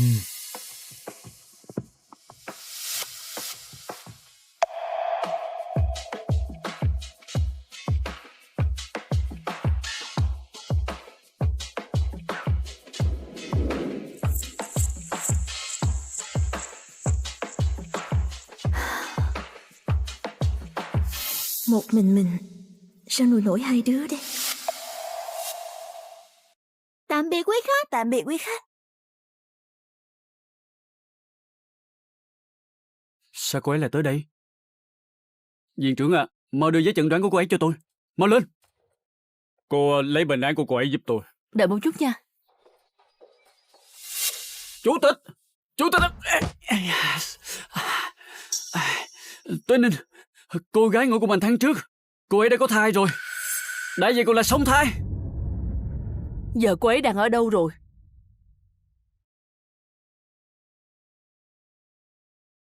Đường Tuệ Ninh!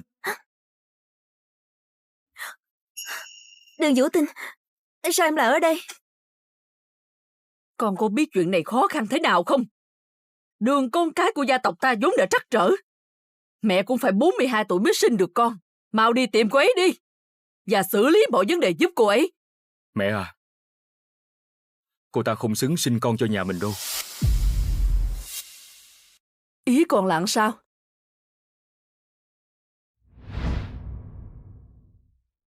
Chỉ cần 40 thôi là được. Nộp đủ học phí thôi là được. Mình chỉ cần gom thêm 40 triệu nữa là đủ. 40 triệu sao? Quả nhiên mục đích của cô ta là tiền. Được thôi, cứ vậy đi. Chắc giờ cô ta không phải lo chuyện tiền bạc nữa. Chỉ cần cô ta sinh bọn trẻ ra, rồi chúng ta đưa chúng đi là được thôi. Chu Lâm Xuyên, mẹ nuôi dạy con như vậy hả? Đi đón cô gái ấy về ngay. Vũ Tinh à, em sao vậy? Em đáng sợ quá. Nè, sao lại run rẩy dữ vậy? Chị nè, em có đòi hỏi gì nhiều ở chị đâu. Hả? Chị chỉ cần đưa em chút tiền là được. Đưa tiền đây. Vũ Tinh à, thật ra chị đã có...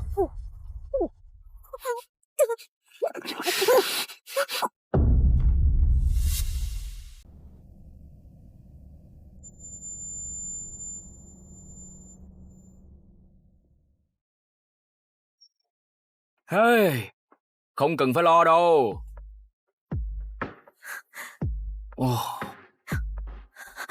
Tỉnh rồi hả?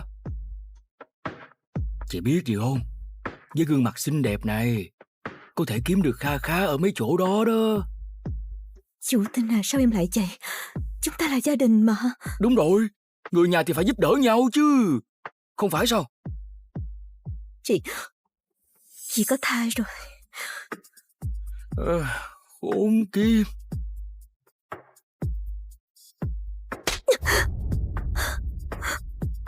Đúng là khốn kiếp mà. Ba đứa bé là ai? Hả? Chị đã bán thân cho thằng già nào rồi? Chủ tịch Chu Lâm Xuyên. Chu Lâm Xuyên? Là Chu Lâm Xuyên mà tôi biết đó sao? Chính là chủ tịch tập đoàn Chu Thị, chủ tịch trẻ nhất có liên quan đến kinh doanh chính trị và xã hội đen đó sao? Đúng không hả? Chính hắn làm chị có thai sao? Trời. Đừng có nực cười như vậy. Đợi đã. Phải thương lượng lại với khách thôi. Chị đang mang đứa con của nhà tài phiệt mà. Có thể kiếm một mớ đó. Làm ơn. Dạ là tôi đây. Tình hình chắc sẽ có chút thay đổi á. Xin anh đâu. Giờ anh đang ở đâu? Nghe máy đi mà.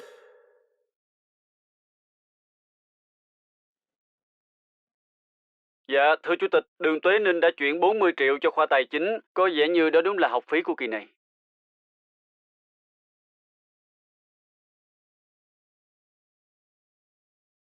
Lập tức đi tìm cô ấy về đây. Mặt mũi cũng xinh đó. Vậy dựa vào gương mặt này, tôi liên lạc lại sau nha. Nè con khốn, định lết đi đâu? Tính bỏ trốn hả? Hả? 为了多少资助生，我的未婚夫上午刚和我领完结婚证，下午就和我领离婚证。哎，出来了，出来了！先生，为了双华一句玩笑，你还真跟沈大小姐上午结婚，下午离婚啊？啊！瞧沈小姐眼睛红的，该不会是真做了张太子妃的美梦吧？可他不知道，我只是这个世界的攻略者。与谢清寒结婚并离婚，完成！恭喜宿主，攻略任务即将完成。只要在攻略沈家三兄弟，宿主就可以获得1个亿，返回现实世界，享受人生啦！演了20年的苦情戏，终于要结束了。最后找哥哥们告个别吧。我还有事，先走。木河姐，我真的只是随口的一句玩笑话，我没想到秦寒他竟然当真了。理会他做什么？现在2个证都齐了，你应该对我笑吗？秦寒哥，你快别闹了，木河姐她还看着呢。那就让他看着，舔狗就该看清楚自己的地位。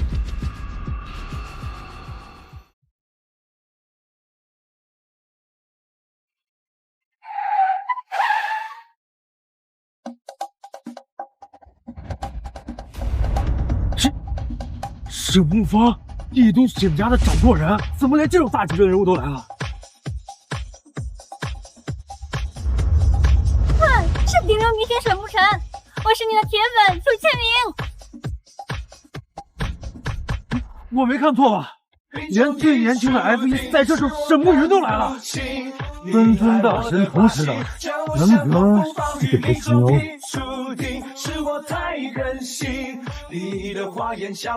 大哥、二哥、三哥，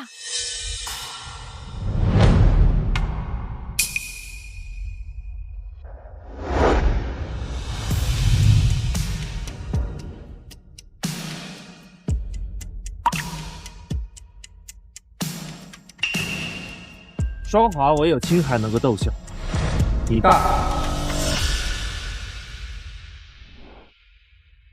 双华身世可怜，你条件好，不缺这一个男人。你几点得，别打他们。以前你们说过，就算把他领养回去，也会加倍对我好的。哥哥们，别因为我惹姐姐生气。沈慕河，你从小在蜜罐里长大，有我们三兄弟呵护你。双华呢？他一个孤儿，没人疼没人爱的，真的很可怜的。你干嘛整天欺负他？他对我们这么好，你呢？整天吃醋，诬陷他偷钱，踹他下楼，踹他进泳池，他嘴上伤还没好呢，想笑一笑怎么了？过分了！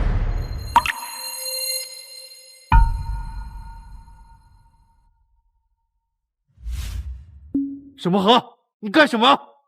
沈慕河，别疯了，赶紧回来！沈慕河，你别以为用这种小方式就能吸引我们注意力。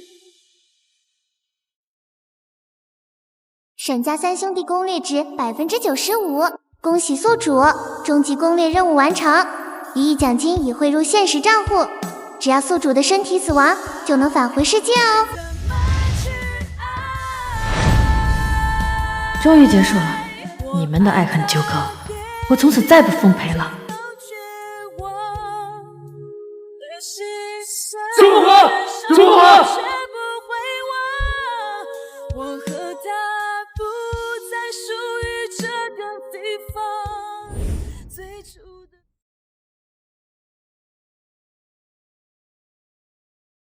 沈慕河，你疯了吗？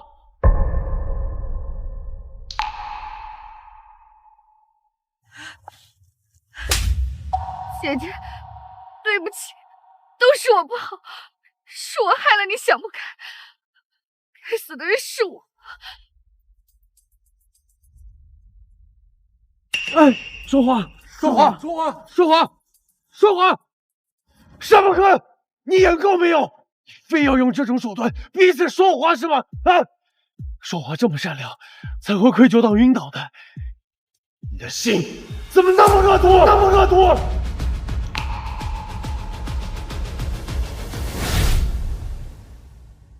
马上给双华道个歉，别任性了。我错在哪儿？错在我是沈家的真亲戚，错在没有把未婚夫让给瑶，还是错在我竟奢望你们会站在我这一边。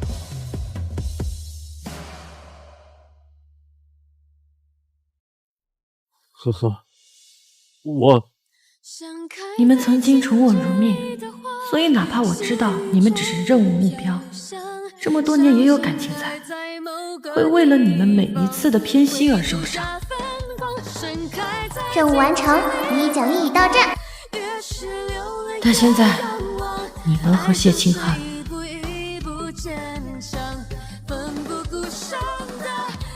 我都不要。沈慕河，马上跟我回家反省。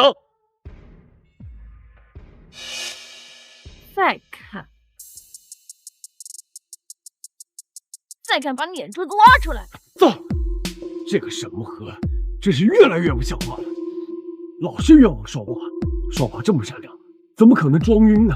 是啊，为了我们，双华连那样的事情都愿意做。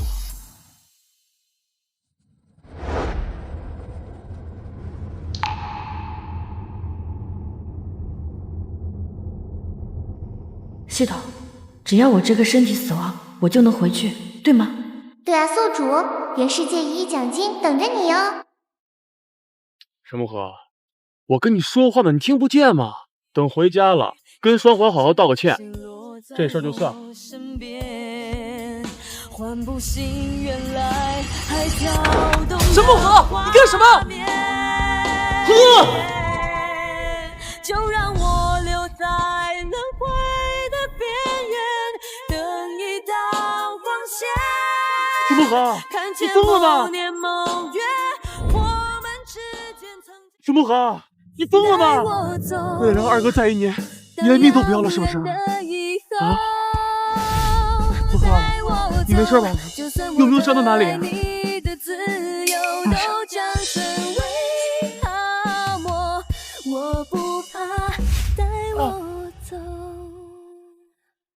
沈木河，我不就说了你几句吗？啊？你就为了这点小事直接跳车是不是？看来平时是我们太宠着你了，所以你就想用这种极端的方式博取我们的关注，对不对？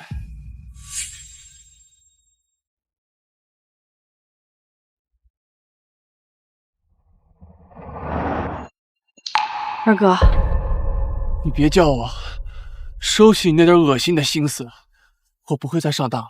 是我自己撞上去的，记得赔人家修车钱。什么？沈木河，给我回来！这是命令！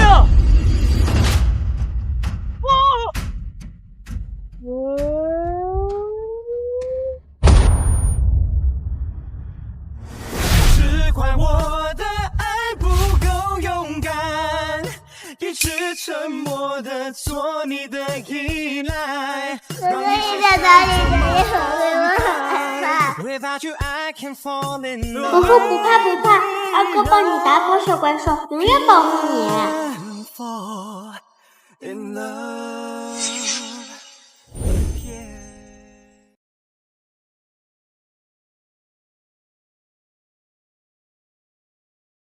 你找死什么？你要死别拖累别人！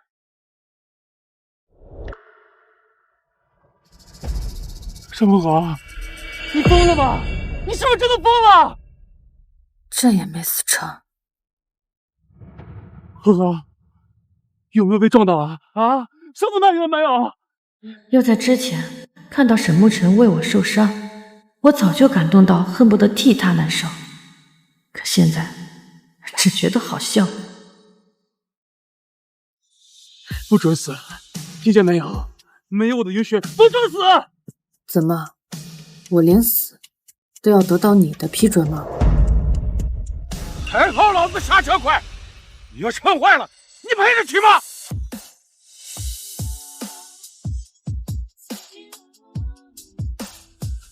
我找你精神损失费。哎呀，小姑娘年纪轻轻的，是越了什么坎了吗？哎呀，凡事想开一点啊！放心，我用的不是沈家的钱，是我自己赚的。够了！你是沈家唯一的千金，就算把整个沈家都给你，二哥也绝无二话。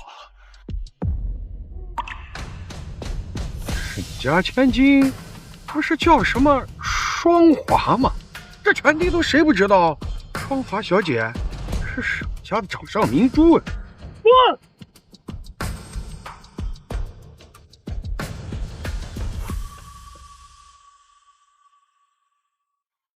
听见了吗，二哥？沈家千金的名头，你们早就戴在林双华头上。先跟我回家。等双华拿到物理学博士，我们就宣布你才是真正的沈家千金。到时候就说这一切都是误会。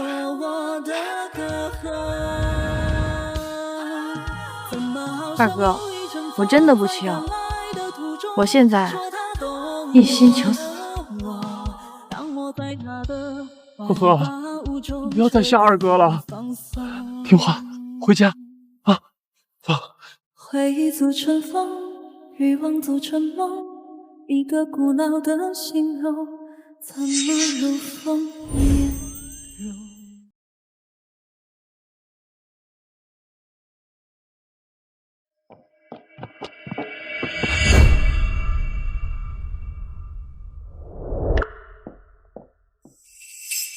啊！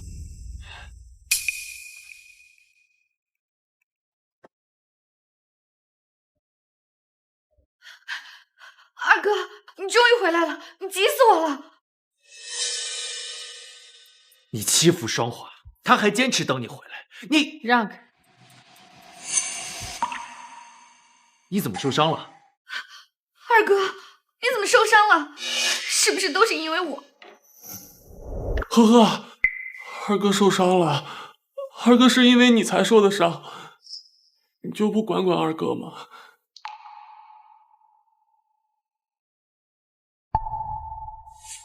受伤了就去看医生，跟我说有什么用？又不是我求你救我的。你什么态度？以前我们哥仨就算擦破皮，你都紧张的要死。现在呢？你自己看看，二哥流这么多血，你一眼都不看。什么和？你变了。以前你们也不会为了一个养女对我大吼大叫，到底是谁变了？苏苏，姐姐，对不起啊，都是我的错，是我不好，千错万错都怪我。你要是实在生气的话，你就打我吧。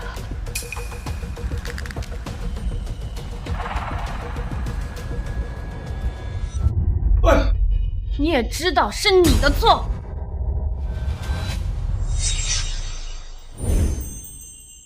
不可气，你怎么能这样呢？苏苏，大哥，你也别怪姐姐，她也不是故意的。什么和？你真是不知廉耻，心思恶毒，立刻给双华道歉！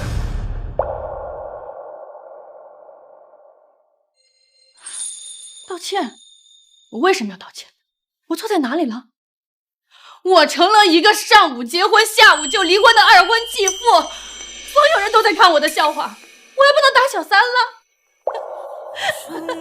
宿主，检测到您的多巴胺水平急剧降低，您现在是不是很悲伤？还有，我不知廉耻，我心思恶毒。好好笑啊！谢清寒和我从小就有婚约，你们看着我和他订的婚，现在我成了倒插一脚啊！陈墨河，我们婚姻早就解除了，谢家就算绝后，也绝不会要你这种女人。别撒泼了，马上道歉！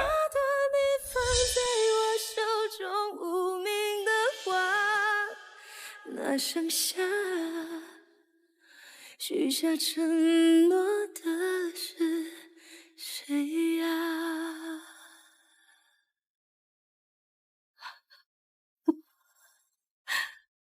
又是这样，无论我受了多少委屈，你们还是都会选择他。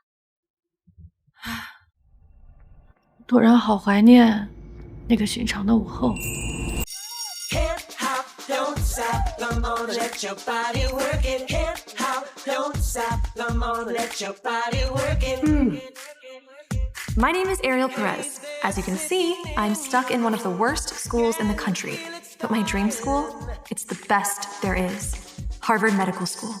And I've been working towards that goal every single day.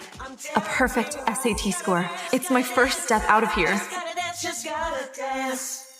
Trying to get pregnant on your way to Harvard, everybody. Mr. Mills, can I ask you a question about my Harvard application? Look, Ariel, the school's job is to keep students out of prison, not send them to Harvard. That's impossible. No one from here has even made it to any college. Besides, why work so hard when you'll never be able to afford it, huh? In a town most maps probably forget exists, there isn't a single person who could tell me what a Harvard application even looks like. How am I supposed to get in? You know I'm good. Your insurance card's expired. Not gonna happen. Just this week. My check was docked. I'll pay next Monday. No credit. Next. And this is my neighborhood. Unpaid bills, untreated illnesses, and people waiting for miracles that never come.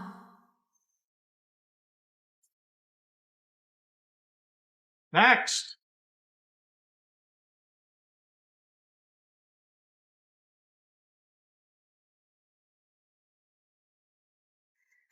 Happy birthday, sweetheart.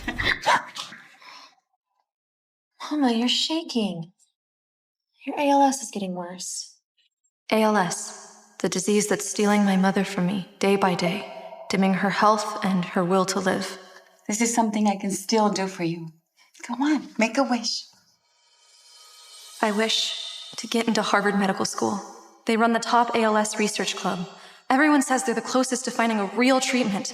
I wish to become a doctor who can cure my mom and help everyone else the system left behind.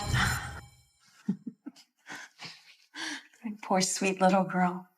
I picked you up off the street when you were a baby. And now you're smart enough for Harvard. But I can't even afford that. I'm so sorry. Mama, don't say that.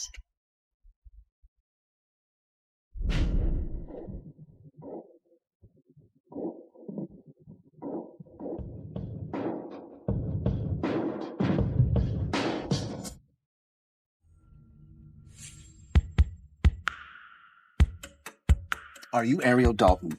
Dalton? No, I'm Ariel Perez. You're mistaken, miss. You're a Dalton. The Dalton family's missing daughter. It's time to come home. I'm a what? Hold on, the Daltons? The millionaire family that owns private hospitals all over the country? Yes, the Daltons can pull records from any hospital. They've confirmed you're their daughter. Now please, get in the car. We're running late. Ariel, go with him. The Daltons have money, resources, connections, everything you need to get into Harvard. But, Mama, I don't want their money. You are my family. You raised me. And if I go with them, who is going to take care of you? I'll be fine, sweetheart. Remember you said you would take any opportunity to pursue your dream to become a doctor? Well, this is it. Go live the life you deserve. Maybe this is how I can save her. I have one condition. You will assign someone to take care of my mom.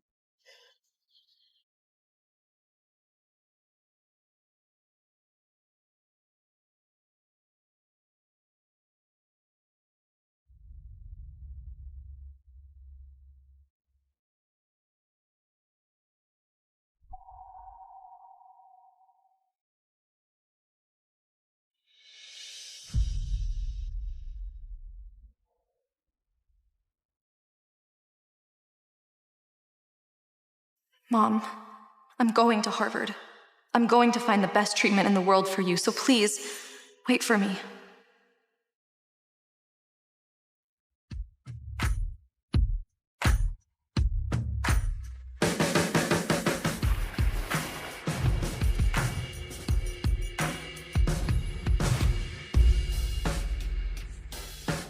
So this is rich people's world.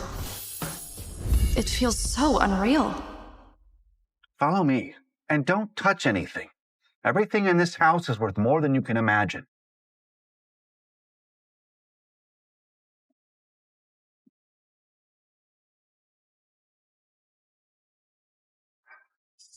You decorated the house for me? I'm done! I can't stay in this house! I will leave you here! Baby! Oh, sweetie! Believe me, sweetheart, even though we found Ariel, you're still my precious baby girl. That's right. No one could ever replace you, Brittany. So these must be my blood family, and she must be the adopted daughter. Whatever. I'm here for school, not a family reunion. Seriously? She's doing homework now? She actually thinks pretending to be the smart, hardworking one is gonna get her my parents' attention? Not happening. Fine. Mom, Dad, I'll stay. But as long as if Ariel wants me here. Her? A girl from some tiny nowhere town should be begging us to keep her here. Hey! Drop the smart girl act. No one's buying it. Hey, that's mine! Medical biology. Like you know what this is. Tell me, what percentage of an adult's body weight is made up of blood? I already know you can't answer it. 7 to 8%. Is she right? It's correct. Oh, I see. You knew us Daltons were in medicine, so you did your basic homework to try to win us over. How pathetic. You know, with all your hospitals, you ever think about just going and getting your own head checked out? What did you just say, you brat? You're out of line! Kristen! Mom, this brat has zero manners. You're our biological daughter, yes, but you were raised in a slum. Before you step outside with our name, you will learn how to behave. Start with the house rules. Wake up at 6 o'clock every day, prepare fresh kale juice for Mrs. Dalton, check Mr. Dalton's car every morning for a full tank, and at 8, iron Miss Dalton's school uniform. So they dragged me all the way here just to make me their live-in maid? Sorry, I'm not doing this. What did you just say? That's a servant's handbook. I came here for schooling, not to be your maid. I know where the door is if I'm not welcome here. Jim brought the wrong papers. It's just a misunderstanding. How about this? You tell me what you want to make it better, and you can have it.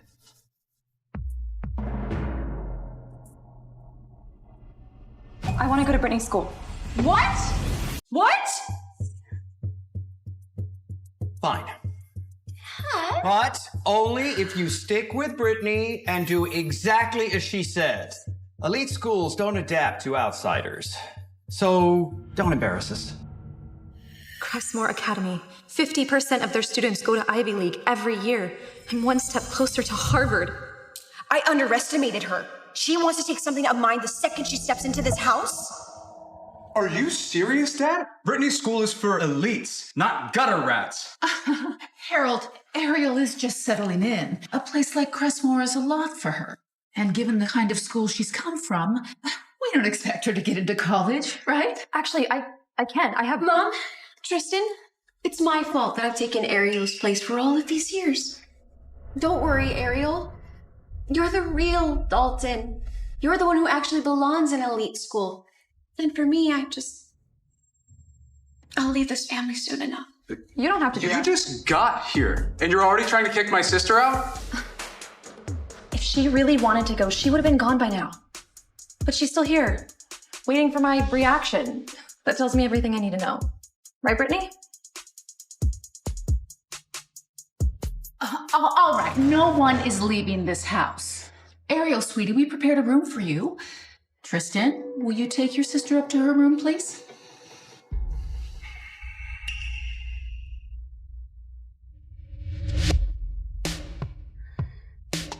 Here we are. Your room. It may be small, but compared to the shithole you've been living in, this is luxury. You're so welcome. Tristan, this is a storage room. She can't stay here. It's fine, Mrs. Dalton. I won't be staying long anyway. Mrs. Dalton? Ariel, wait. Could you... call me Mom? What? Could you... call me Mom?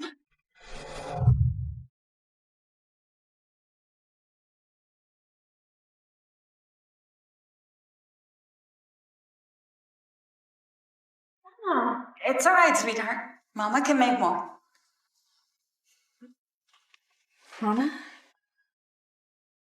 Mom, I'm still waiting for my gift. My 18th birthday present. I want to see it now. I really forgot. Yeah, let's go do that. Let's do that.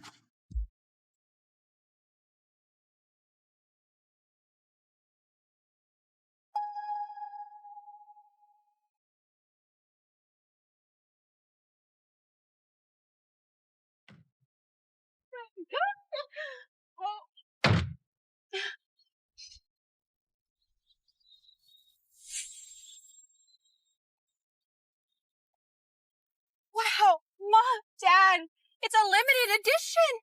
You really spoiled me like a princess.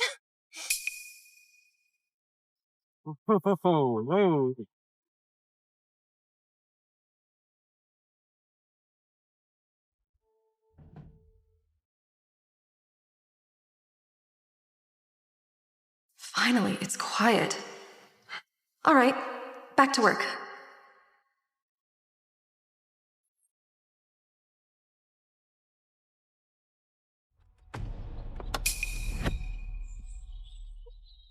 Seriously, Brittany?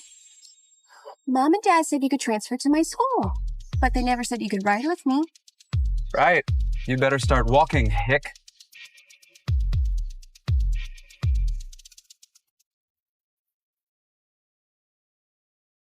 Damn it! I'm gonna be late.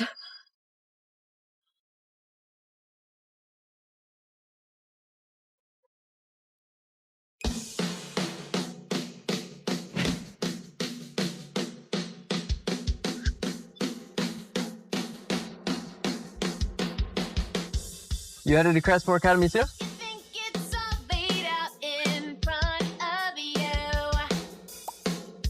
Yeah, first day. Well, don't be late. Hop in. Come on. Thank you. I'm Ariel Perez. Theo Carter.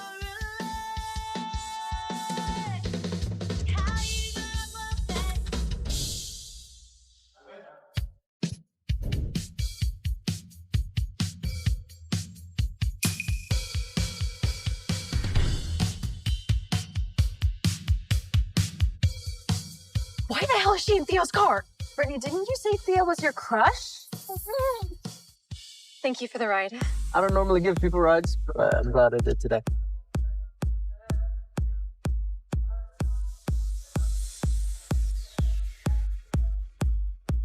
Crestmore Academy. More than half the students make it to the Ivy League. If I want a shot at Harvard, this is where it starts. Oh, Ariel Perez. Yes, sir? This is the honors program. It's reserved for our most advanced students. You've been placed in the regular track, our lowest placement level. Me? The lowest track? So, what kind of grades do I need to get into the honors program? At minimum, an SAT score above 1400. Okay, well, my SAT score is... No need. Brittany's already filled me in. You came from some failing community school. You probably don't even know what an SAT is. Look, here's the deal.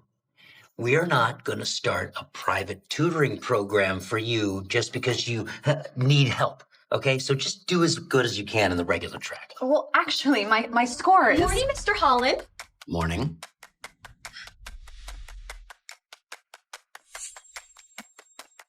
So, Brittany is in the honors program? Well, what's her SAT score? Her last score was an 1130. Huh? An 1130?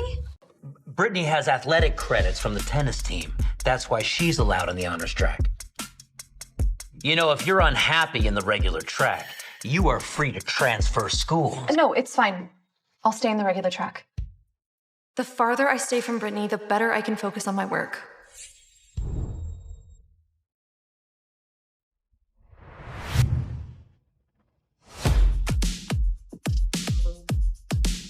Who's that newbie? Ariel Perez. What is the Daltons just adopted her from the gutters? A little charity case. Fresh out of a no-boy school with 0 academic standards. Serious question, Ariel. What's the highest grade you've ever gotten? A pity D? A D, please. Don't flatter her. She's an L at best. A loser. Look at her. Her face just screams last place. Yeah, like a walking failure. Face it, Ariel. Crestmore is for smart students. And you're literally lowering the GPA just by standing there. Oh, really? Well, actually, my GPA is a... Students, auditorium now. We have an important announcement.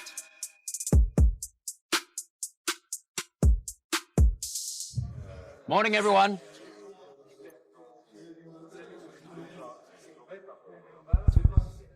Next week, Crestmore will host the Ivy competition, a school-wide examination co-organized by Harvard University. Harvard? Here it comes. This is why I have to go to Crestmore. A competition hosted by Harvard? You gotta be kidding me. The top-ranked student will receive a letter of recommendation directly from Harvard's president, Dr. Schultz. Oh, a recommendation letter from Harvard's president? That's like a ticket into any Ivy League. Along with a 1-month internship in Dr. Schultz's medical research program. Dr. Schultz's team? That's the leading ALS research lab out there. This is Mom's best shot at a cure. OMG. Dr. Schultz's research internship? That's like 1 in 1,000. You can't even buy your way into a program like that. Seriously? If I win first place, my mom would lose her mind. This is it. If I take first place in the Ivy competition, I'll have a real shot at Harvard Medical School, and I'll learn how to save Mom. You don't actually think you have a chance at first place, right? Be serious. A small-town charity case could never beat a Crestmore's elite. You're being loud, Brittany. That is all.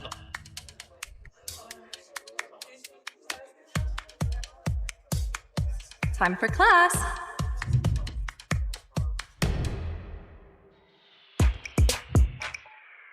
Come on, girls. The Ivy competition is today. I made breakfast myself to encourage you both. Oh my God! Eggs, Benedict, smoked salmon? Oh, everything on this table is exactly what I love. I'm sorry, Ariel. You're not upset, right? What? The exam is literally today, and you're still cramming? Oh, that's not just desperate, that's pathetic. Listen, Ariel, skip the Ivy competition. Take the day off, call in sick, whatever.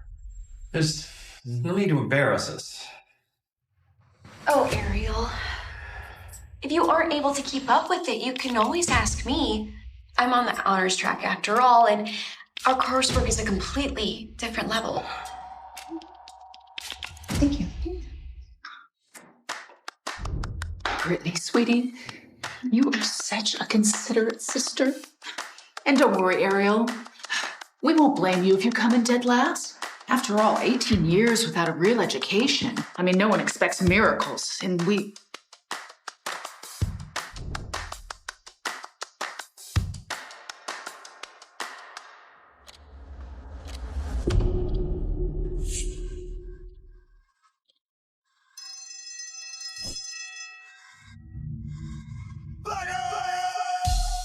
What? That's it? So easy. Let me show you privileged kids how it's done. Real mastery isn't given, it's built. Watch and learn.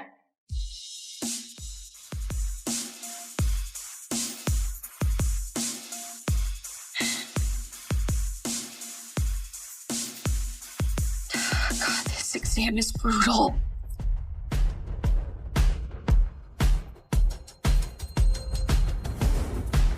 Wait, she's already on the last page. She's just a regular track. Last page? That's impossible. Nailed it. What? She's already done? The girl from the sticks? Please, she didn't finish, she just gave up.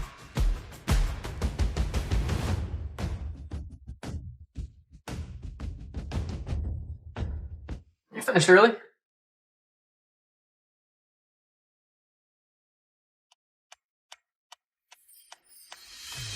Yeah, it was actually easy. I was curious about you before. Now I'm impressed.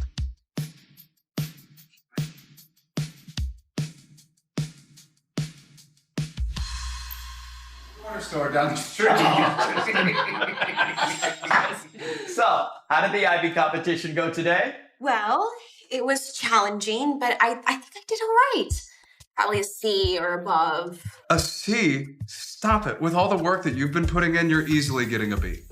Oh, wait, if it's a B, that would be wonderful because we actually have a surprise for you. A surprise? Your mother and I talked. If you get a B or above, we'll increase your allowance from the trust fund. Wait, seriously? Take a look.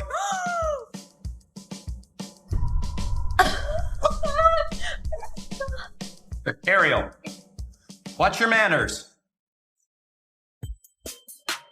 You were talking to me? Okay. So, Ariel, how was the Ivy competition for you? Tough? It was pretty simple. I think I did well enough for an A. An A? You, a girl from some shithole? God, give me a break. Sweetheart, I don't think you understand where you are. Crestmore isn't like the low-level school you came from. They don't hand out A's just for trying. Right. At Crestmore, only the top 1% touch an A. And you, Ariel, you'd be lucky if you end up at the bottom 1%. Why waste your breath, Brittany? She probably thinks GPA stands for grossly poor assumption. Of course she thinks she's getting an A.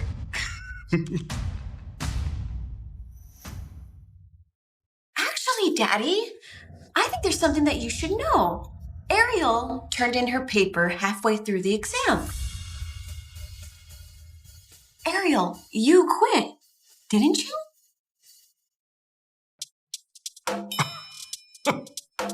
You what? All it would take is one quick look at my records to know I got a perfect SAT score. Whatever. You can't reason with idiots. Believe whatever you want. I'm done here. I have work to do. Of course, go on. Keep pretending. It's the only thing you've got. Come in. Ariel, about what happened earlier. I may have been a little hard on you, but I want you to know I treat you and Brittany exactly the same. Oh, of course, Mr. Dalton. Right. So, if you manage to get a C on this competition, you'll get a reward too. Jewelry, designer bag, pick whatever you like. A trust fund for Brittany and a shiny trinket for me? Yep, absolutely the same. Mr. Dalton, I'm not interested in those rewards. I came to this family for one thing. My place... Oh, you mean your place is Dalton? Well, we can't make it public just yet that you would be the heiress, but, well, Brittany needs time and the public I'm not interested in becoming the Dalton heiress. I'm talking about getting into Crestmore. It's the closest I can get to Harvard and to build the future that I've worked my whole life for. Wait, you came back to this family not for the heiress title, but to attend school like a regular student? Yeah. Is that a problem? Is that a problem? She's different than I thought. Well, no, I mean, of course it's not a problem. Now that we're discussing it, your mother and I are considering changing your last name to Dalton. After that, we'll see about making it public. No, you don't need to change my last name. I'm working on college applications, and changing my last name, it would just complicate things. I'd rather not. You don't want the Dalton name? Nope.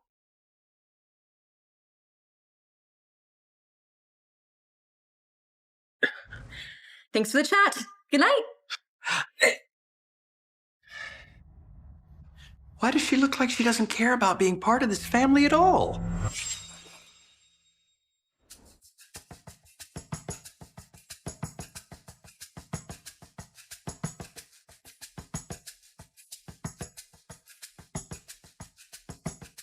Hi, my sweet girl. How's everything going over there? It's good, Mama. The school's great. I've already started planning my early application for Harvard, and if I can get first place in the Ivy competition, I have a real good shot of getting in. Once I do, I'm gonna get you the top medical care that you deserve, Mama. That's my girl. Always so brave and full of hope. All right, honey. Get some rest. Good night. I love you. Love you too.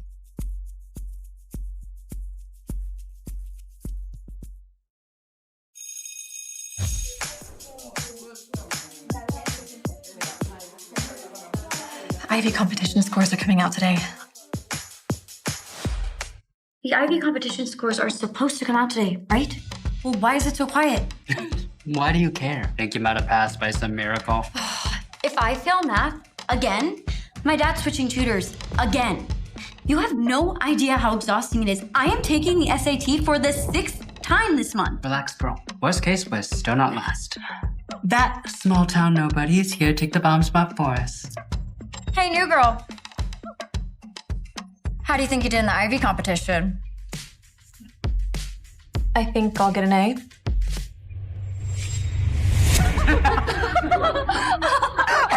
Please. If you were A material, you wouldn't be rotting in the regular class with the rest of us rejects. Yeah, the regular class is for lost causes and backup plans. And somebody from a town nobody can even pronounce? Yeah, you're exactly where you belong. Really?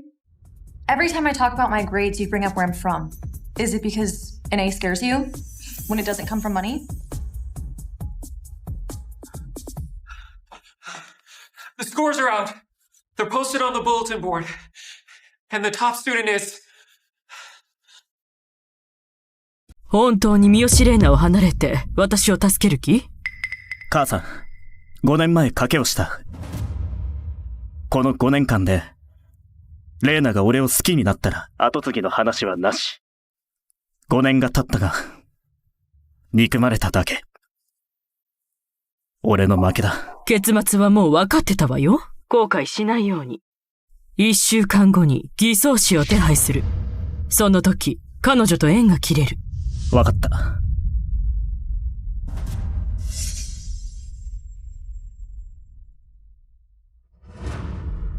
彼女が妻の三好玲奈だ。皮肉なことに。5年一緒にいたのに、ツーショットは1枚もない。俺を憎んでる。俺は金で、彼女を相良勇樹という男から奪った。5年前、三好玲奈に一目惚れしてしまった俺は、彼女の両親は他界しており、唯一の家族の祖母も重病だと知り、彼女を金で買った。この金で恋人になってくれ。毎日俺に抱かれる契約だ。俺が飽きるまで。彼女の祖母は重体で、助けるために彼女は急ぎの金が必要だった。彼女はうなずいた。俺はこんな馬鹿げた方法で高嶺の花を手に入れた。あれから5年経ったが、未だに病気は治ってない。彼女も約束を守り続けてる。でも愛は感じない。俺は、時間が経てばいつか、彼女が俺に振り向くと思ってた。でも、相良勇樹が戻ってきた。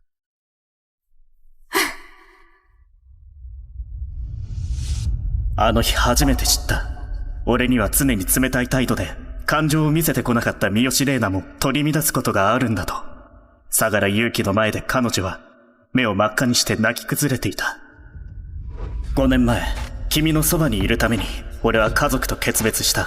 でもその判断は失敗だった。君に心底憎まれるようになった。俺が間違っていた。7日後、君のプロジェクトを必ず成功させる。そして、俺も偽装死をすることにした。過去のすべてを消し去るために。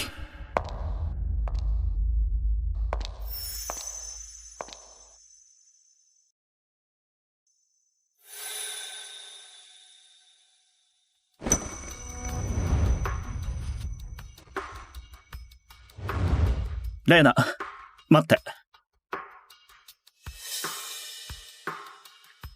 何？あなたに抱かれる。それが私を買った条件だったでしょ？それが目的で私と結婚したんじゃない。俺を憎んでる。しばらく、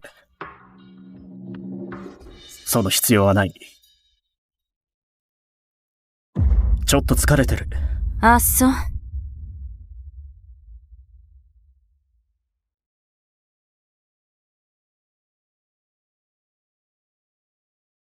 うん。わかった。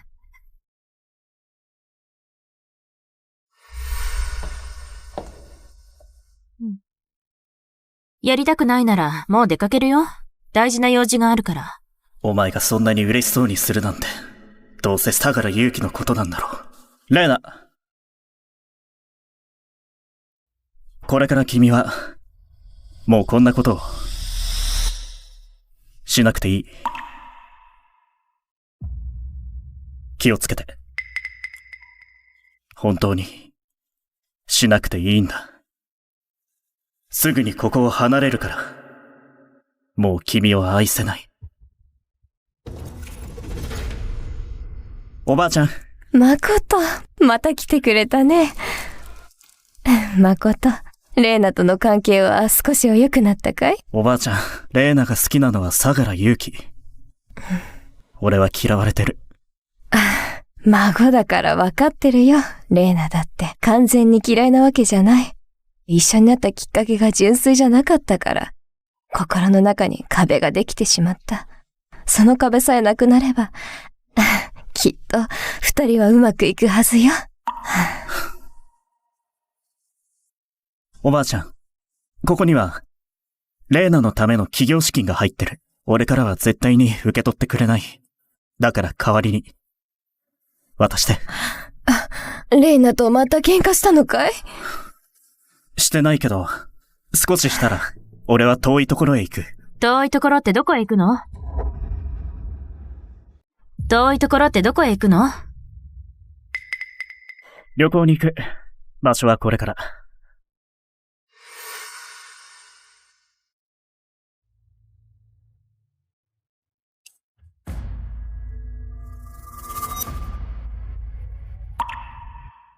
おばあちゃん、最近調子はどう？だいぶいい。おばあちゃん、知らないでしょ。レイナちゃんめっちゃケチだよ。ここに来る途中、アイス食べたいって言っても買ってくれなかった。おばあちゃんからも何か言って。何言ってるの？冷たいもの食べようなんて。いつのこと忘れた？胃が痛いって泣いてた人は一体誰かしら？二度とアイス食べないよう見ててって私に頼んだのは誰？彼女には俺は見えていない。相良勇気しか見えていないんだ。彼女にとって俺は5年間ずっと他人だった。でももういい。全部吹っ切れたから。彼女を手放した。彼女への全ての愛も手放した。そして彼女を相良に返したんだ。レイナ、おばあちゃんブドウが食べたい。誠、ブドウ洗ってきてくれる？早く行って。行ってきな。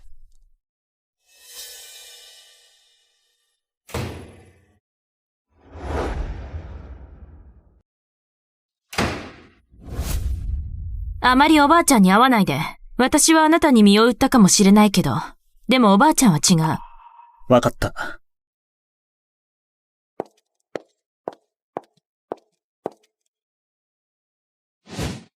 桂木さん。レイナ姉ちゃん、そろそろご飯の時間だ。一緒にご飯に行こう。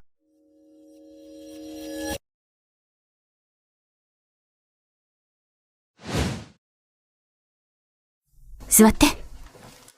はあ。僕の好物ばっかり。レイナ姉ちゃん、優しいね。これが愛してるかそうでないかの違いだ。彼女には俺の好きなものを全部覚えてもらったが、それは強制的で、これは心からのもの。俺とは全然違うんだ。ちょっと電話取るね。食べてて。うん。桂木さん、なぜ食べないの？辛そうで。そっか。これをどこで手に入れた？これのこと？レイナ姉ちゃんにもらった。素敵って言ったら、くれたんだ。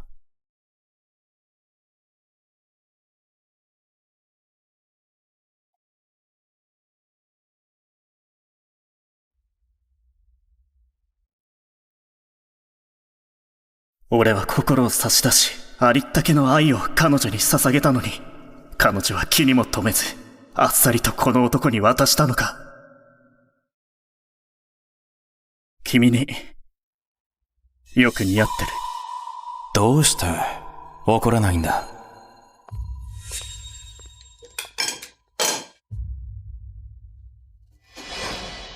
桂木さん、このスープすごく美味しいよ。さあ、食べてみて。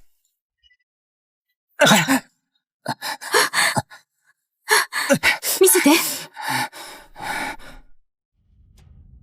誠、何する気なの？全部僕が悪いんだ。桂木さんを怒らせたから、怒って僕にスープをかけたんだ。ちょっと火傷しただけ。大丈夫だから責めないで。違う。誠、本当に最低ね。病院に行こうね。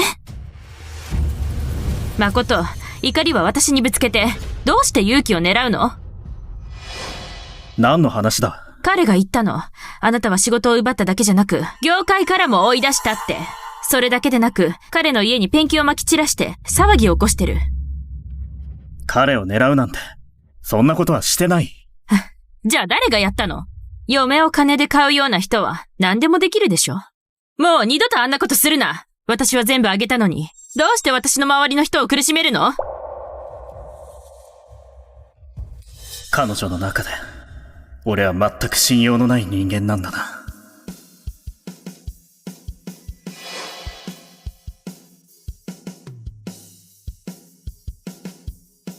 相良、少し話そう。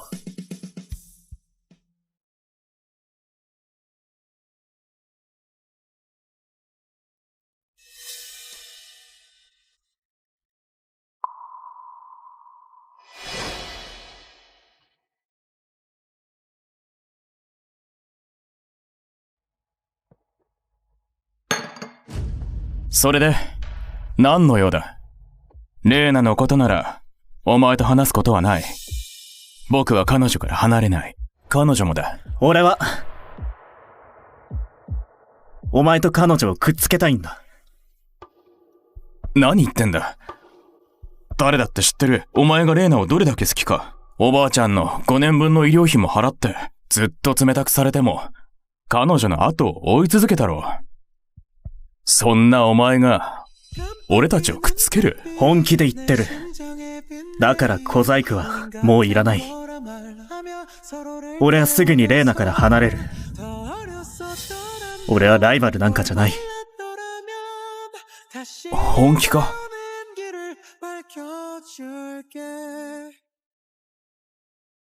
ペアチケットを買った。一緒に行こう。最近プロジェクトで忙しい。取引を忘れたか。俺の頼みは絶対だ。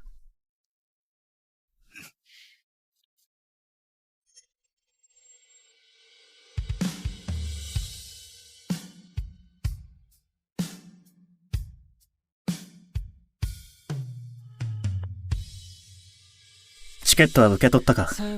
もう一枚はレーナが持ってる。二人で行って、レーナと仲良くなってこい。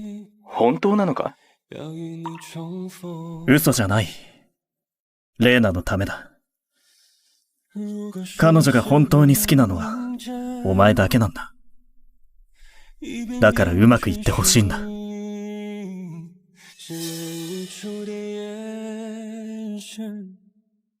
レーナ姉ちゃん。勇気、どうしてここに？どうした？僕に会えて嬉しくないの？ああ、嬉しいよ。うん、嬉しい。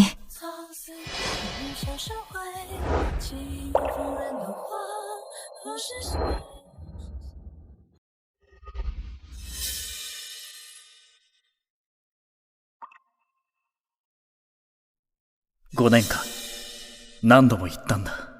一緒に写真を撮りたいって。写真をお撮りしましょうか。レーナ、一緒に。結構よ。何度言ったらわかるの？写真は嫌い。好きな人と一緒なら、嫌いな写真も、君は問題ないんだな。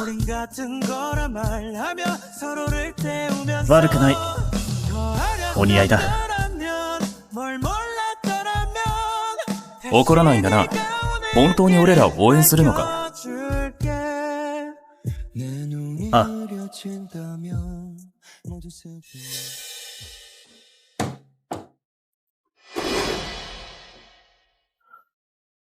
今日は楽しかった。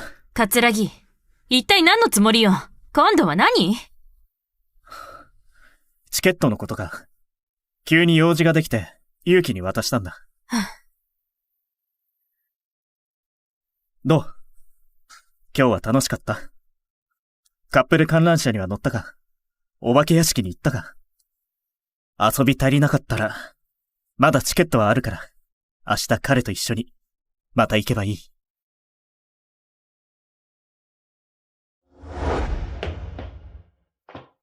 君が彼と一緒にいたいなら、俺は止めない。チャンスはちゃんと作ってやる。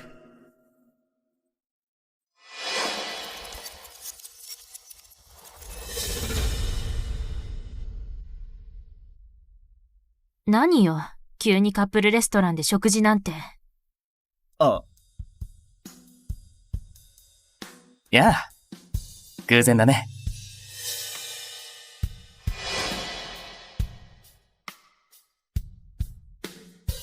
お客様、お嬢様、本日は当店の周年記念で、あなた方には当店からカップルリングをプレゼントいたします。カップル写真も1枚プレゼントします。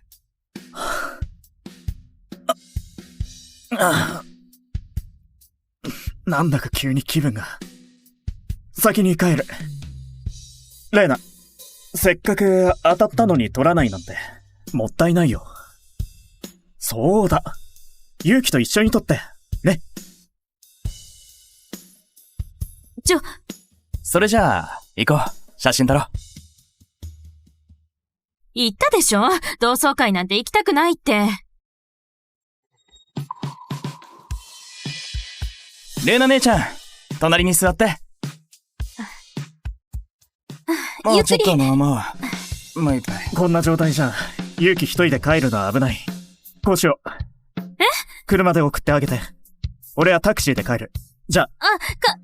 桂木！いや、偶然だね。レイナ姉ちゃん。一緒に食事をと思って。レイナ姉ちゃん。ああ、会社に行こうと思ってたんだ。ちょうど勇気が来たし、あとは二人で。桂木、何してるのよ。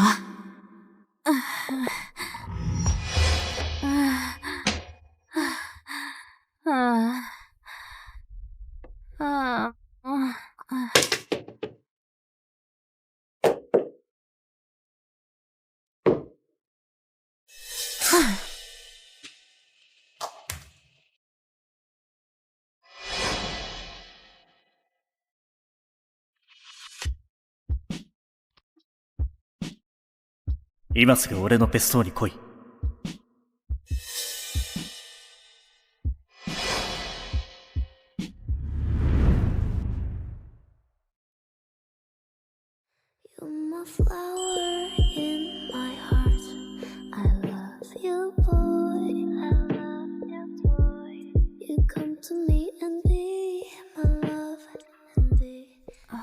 生理が終わったよ。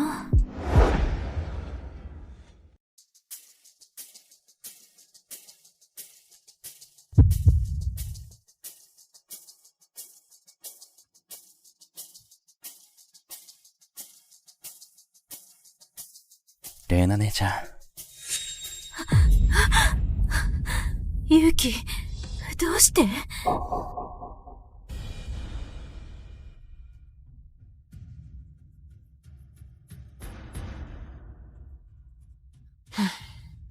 一体どういうこと？勇気の家が停電したから、一晩だけ泊まらせようと思って。じゃあどうして寝室で寝てるの？ゲストルームが散らかってて、だからとりあえず、寝室を使わせたんだ。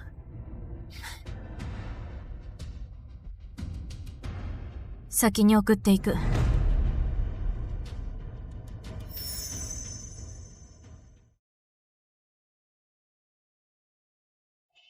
誠、一体何がしたいの？何？また私に何か新しい嫌がらせでも考えたの？ただ君たちを。何よ、言ってみて。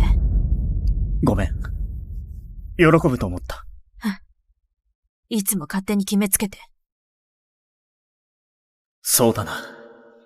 俺たちはまだ夫婦だ。君の性格からして、俺がいる以上、どれだけ彼が好きでも、君は何もしないだろう。でもまあ、あと2日だ。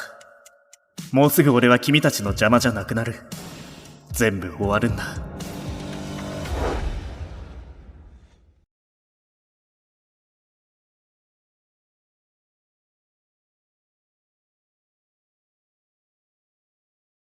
これ全部奥様に送ったものですよ。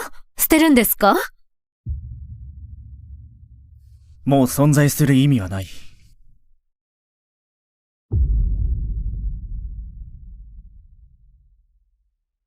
99のラブレター。全部断られた。君がおばあちゃんの治療費で困ってるのを見て、俺はこんな馬鹿げた方法を思いついた。俺は君に恩を売ることで、願いを叶えたかった。俺が間違ってたんだろうな。本物の愛は金じゃ買えない。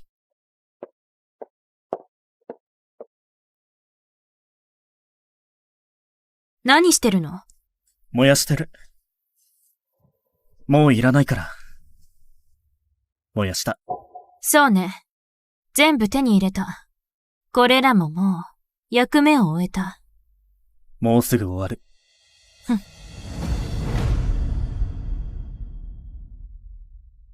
レイナ。どうか忘れてくれ。この5年の屈辱の記憶も、俺みたいなクズのことも、君も俺も、新しい人生を始めよう。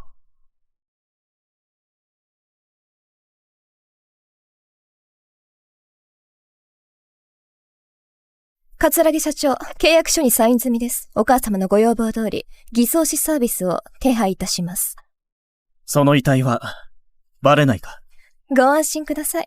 偽遺体はあなたの体型に合わせて特別に作られています。絶対に疑われません。そうか。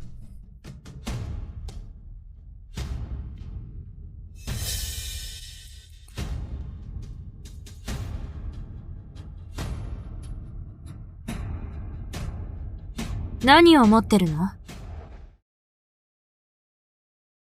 何を持ってるの？なんでもない。明日は俺たちの5周年の記念日だ。クルーズに行こう。君と一緒に海を見たいんだ。最後に付き合ってくれ。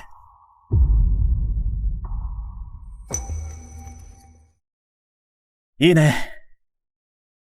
一緒に記念日を過ごせて嬉しい。ありがとう。違うわよ。来たのは、あの時買われた時の約束だから、頼みを断れないだけ。レイナ、もし大金があったら、何をしたい？やりたいことをやる。金持ちになって、一番最初にやることは、俺から自由になることだ。だけどレイナ、今回は、君にその手間は取らせない。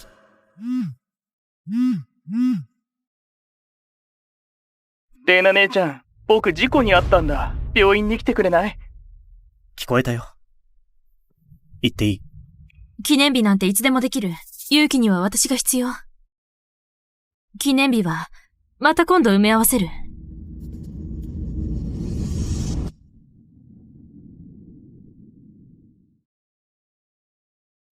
準備はすべて整いました。俺はどうしない？船から転落し、1時間後ニュースが流れます。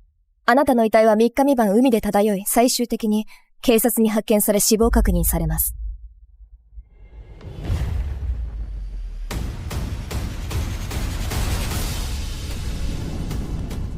レイナ、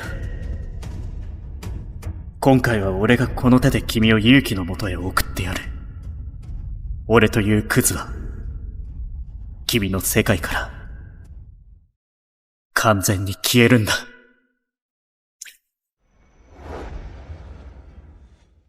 还要9位，我要何处去寻？你出狱在即，这是测灵石，可助你寻觅灵体，也可助你修炼。弟子，谢大师傅。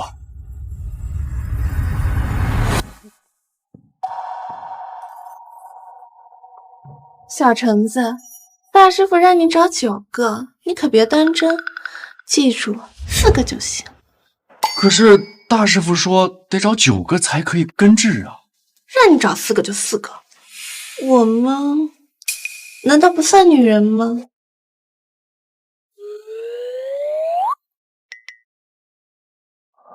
啊。去吧，你大师傅还有话对你说。记住，4个敢多1个就不客气。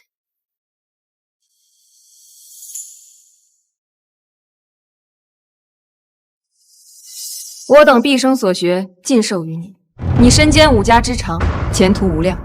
出狱后，望你善用所学，快意恩仇。记住，你已非池中之物，这金陵乃至整个大夏都将因你而战。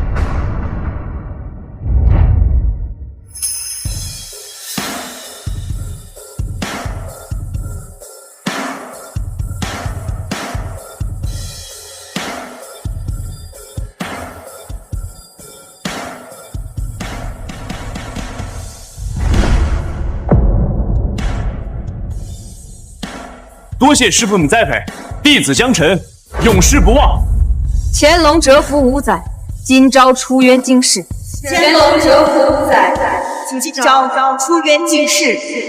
乾隆蛰伏5载，今朝出渊经世。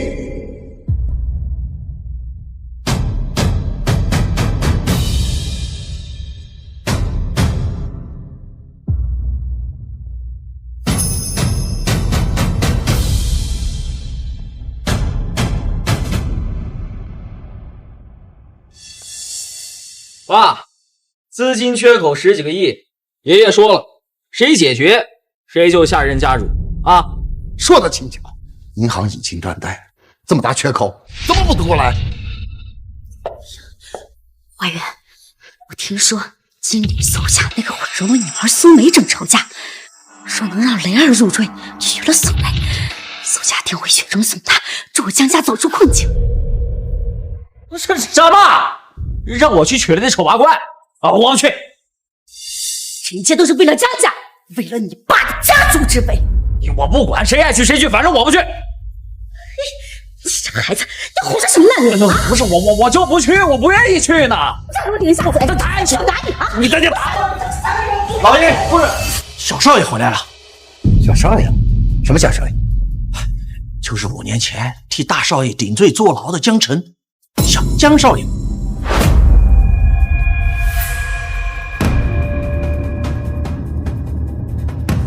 有了，既然雷尔不愿入赘，不如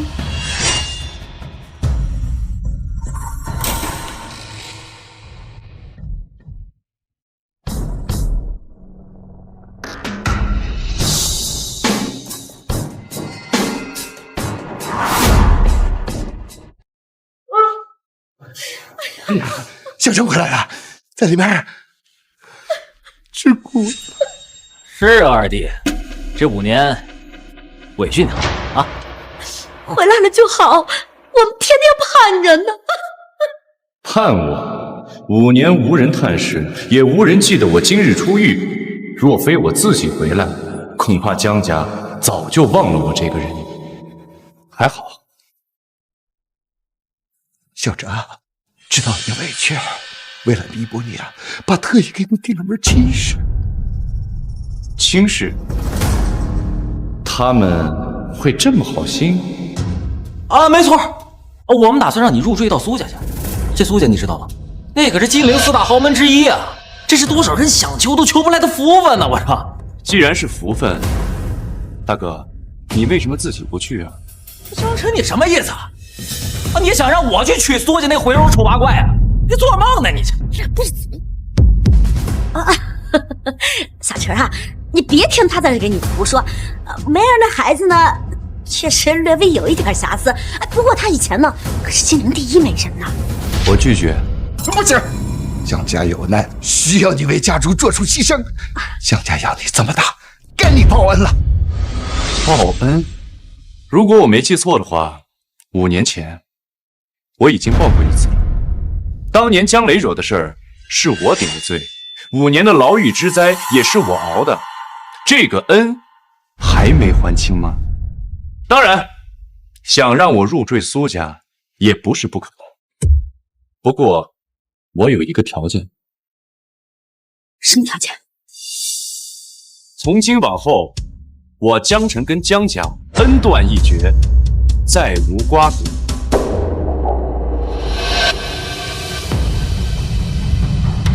问题。只要你愿意入赘，江家立马和你划清界限。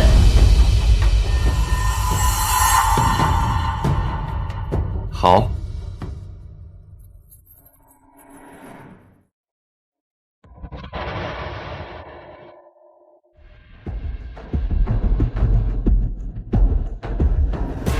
拿去。从今往后，是入是入皆与江家无关。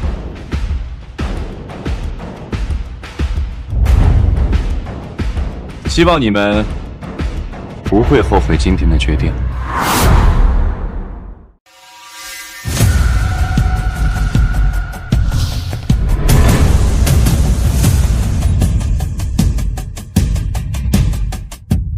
江晨是吧？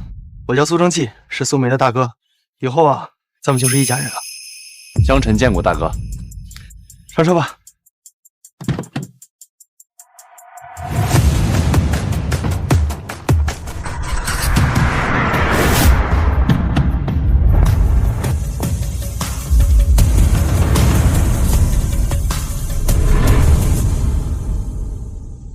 你就是江晨？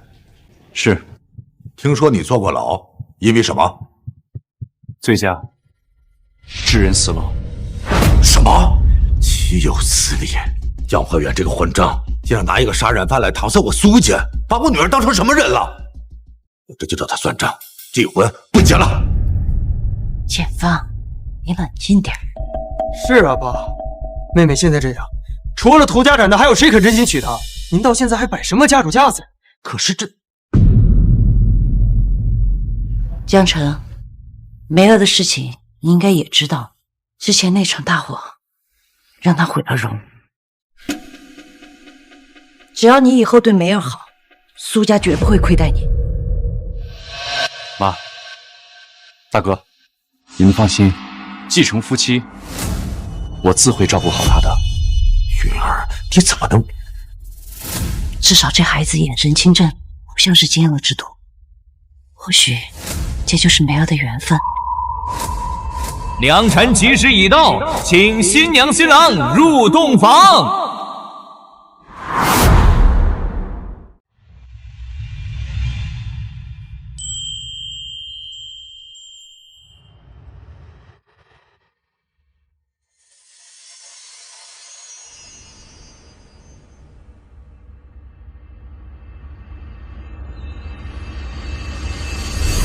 别，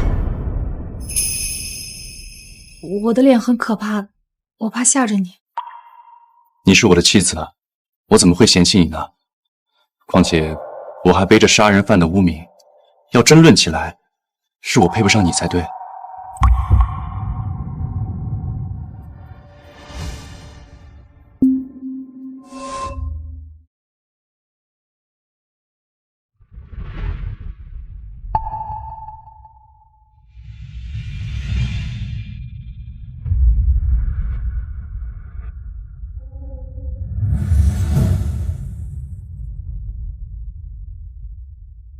苏梅，江城苏氏千金。测灵石亮了，难道他就是特殊灵体？啊，对不起，我是不是吓着你了？没有，你很美，而且你脸上的伤，我能治。你说什么？我说我能治好你的脸。真的？在狱中的时候，我学过一些医术，刚好可以治一些疑难杂症。等我炼好膏药，我跟你保证，你一定比从前更美。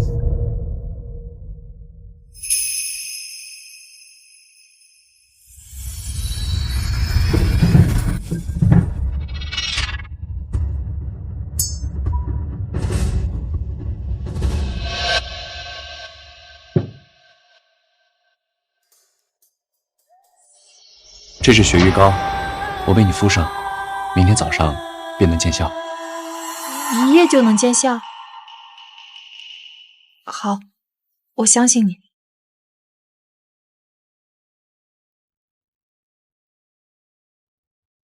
闭眼，别害怕。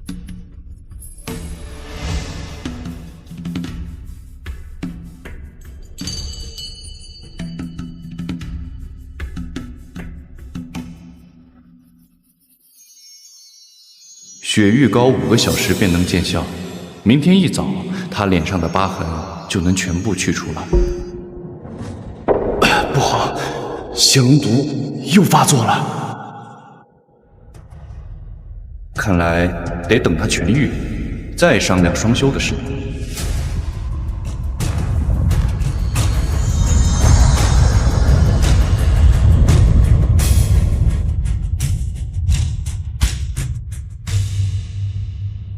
梅儿，梅儿，起来吃早餐啦！来啦！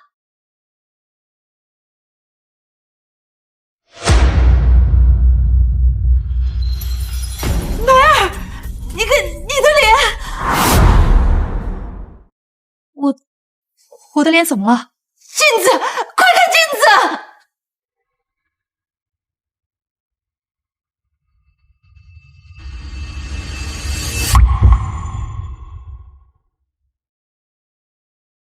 我的脸真的好了，妈，我的脸真的好了。那是当然，我说过的，今天一早你就可以恢复如初了。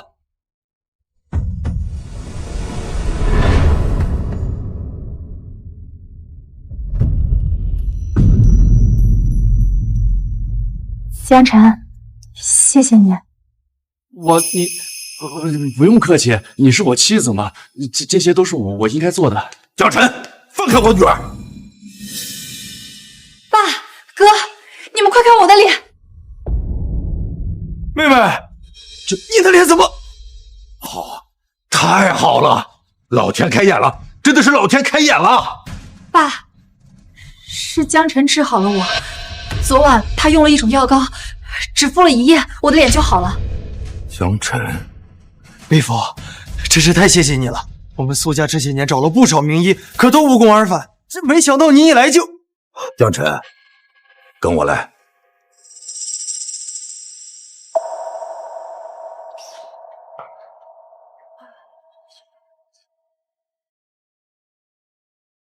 爸，别叫我爸，这个你拿着。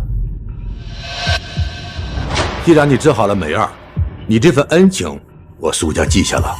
这张卡里边有500万，密码6个0。您这是要我离开苏家？没错，既然梅儿已经恢复了容貌，以她的条件可以有更好的人生。江晨，我希望你主动离开，不要耽误我女儿。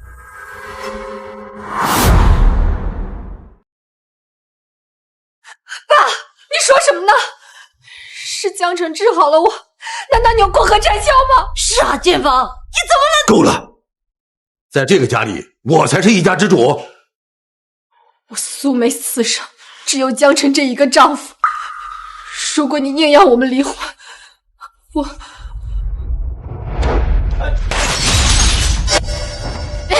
现在就死给你看！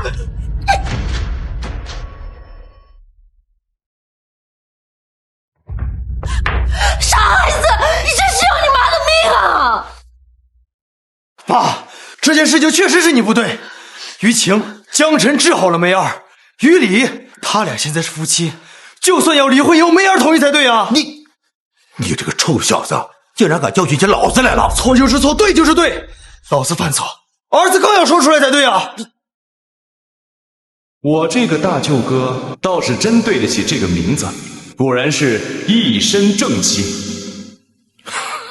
好啊，既然你们都为他求情，那我就再给他一次机会。1年之内，我要让他成为新的精灵王。精灵王。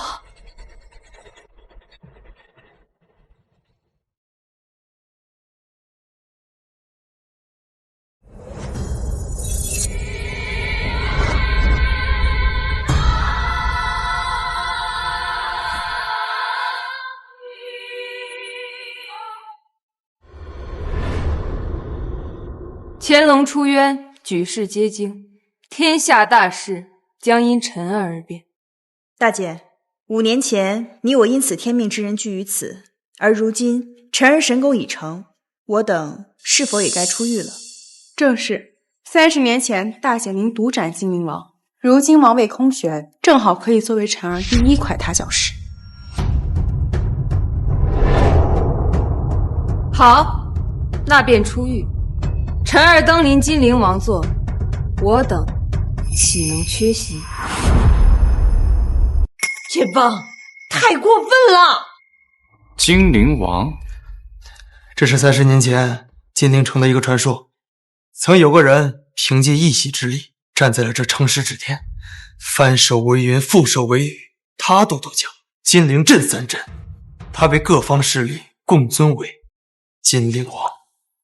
没错，在那位面前，我们4大豪门都要匍匐低头，恭敬称臣。可不知为何，这个人神秘失踪，金陵王的宝座也空悬至今30年，也有无数枭雄想要坐上这个位置，却无人够格。所以，你是想让我坐上那金陵王座？不错，1年之内，你达到他曾经的高度，让金陵各方势力承认你才是金的金陵王。只有这样，我苏家浜才会承认你这个乘龙快婿。爸，金陵王是何等人物？你这不是强人所难吗？爸，别人做不到我不管，但作为我苏家浜的女婿，就要做到别人做不到的事情。爸，好，这条件我接了。1年不成，我自愿离开。好，那就一言为定。不过这1年之内，你跟梅儿只能同屋，不能同床。你若违约，这约定自动作废。可以。这死老不行！妹夫，没关系，尽力就好，千万别上墙。江辰，你太冲动了，那可是无人能及的高度呀！梅儿，我能治好你的容颜，就能办到此事。金陵王不值一提。我不理你了。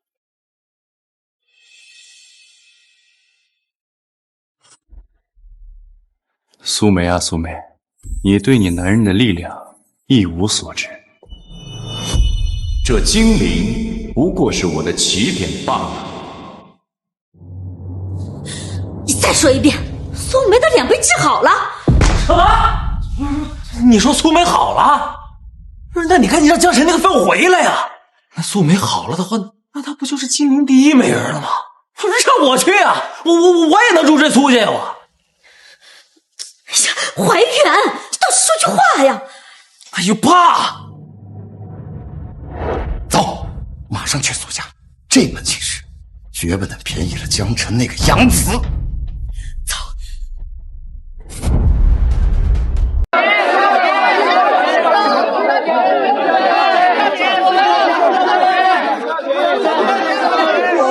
苏小姐，这颗海洋之心是我专程为您拍的，苏小姐。这是金陵百族，全都来提起来。我爹和苏伯父是多年世交，苏小姐。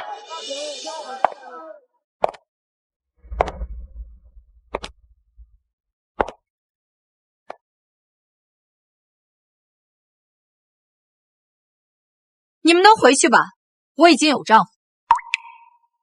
苏小姐，我是真心爱慕你。爱慕我？当年我容貌尽毁的时候，你们的真心在哪儿？保安，送客。苏小姐，你再考虑一下，苏小姐，考虑啊！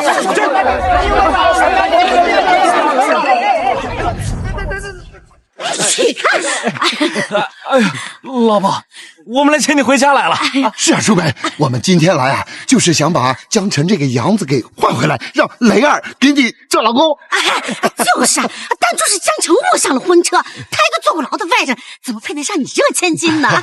就是啊，梅儿，你就跟我们回去吧啊！江家人果然还是这副嘴脸。够了，我再说最后一次，江辰是我的丈夫，现在是，将来也是。不是梅儿，你不能被江辰给骗了呀！他就是个废物嘛，他。动手，把他们给我扔出去！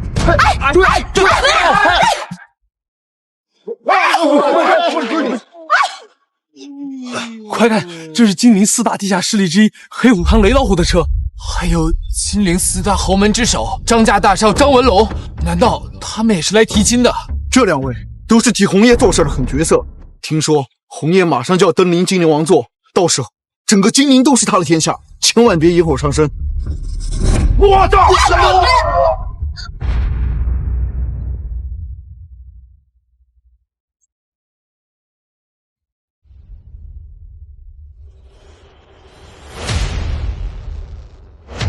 苏家之女苏梅，我们来接亲了。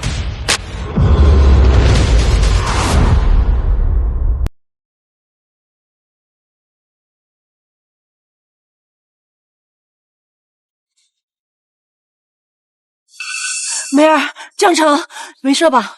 妈，我没事儿。到3境，苏家何时出了你这么一号人物？在下苏家长子苏正气，2位无缘无故出手伤人，到底所为何事啊？洪先生已至5到7境，登临金陵王座只差临门一脚，而你的妹妹苏梅则被选中成为洪先生的突破炉鼎。什么？你们想拿梅儿做炉鼎？苏梅是特殊灵体，你们苏家如果识相，就乖乖把她交出来，一切都好说。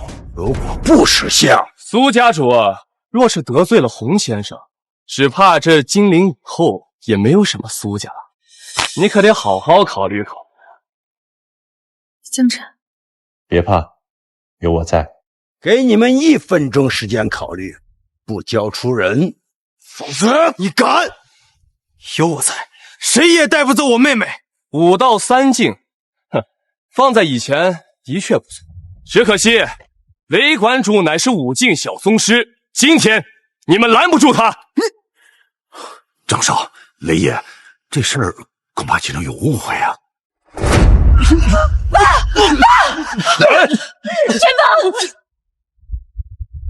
喂，陈峰，你怎么样？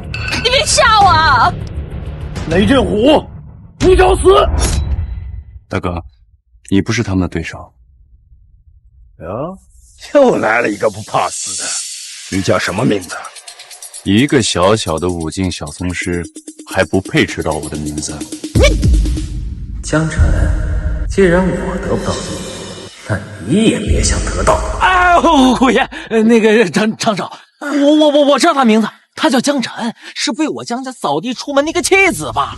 哦，这么说他是你们江家的人？不，这个江辰啊，跟我们江家没有一点关系。没关系。你们这家人呢，还真的是会见风使舵啊！那江辰，你给我闭嘴啊！本来你就做过牢了啊，你现在一出来，你还抢了我老婆。哎呦，虎爷，张少，实不相瞒嘛，本来跟苏家联姻的人应该是我才对呀。不，现在这些都不重要了，不重要了。如果您2位能够拨乱反正，那这苏梅，我愿意双手奉上。对。哦，你原来是抢了自己的大嫂做老婆。哼，这样的人的确是该教训教训。那今天，本少就先替你们江家清理门户，再带走苏梅。小心！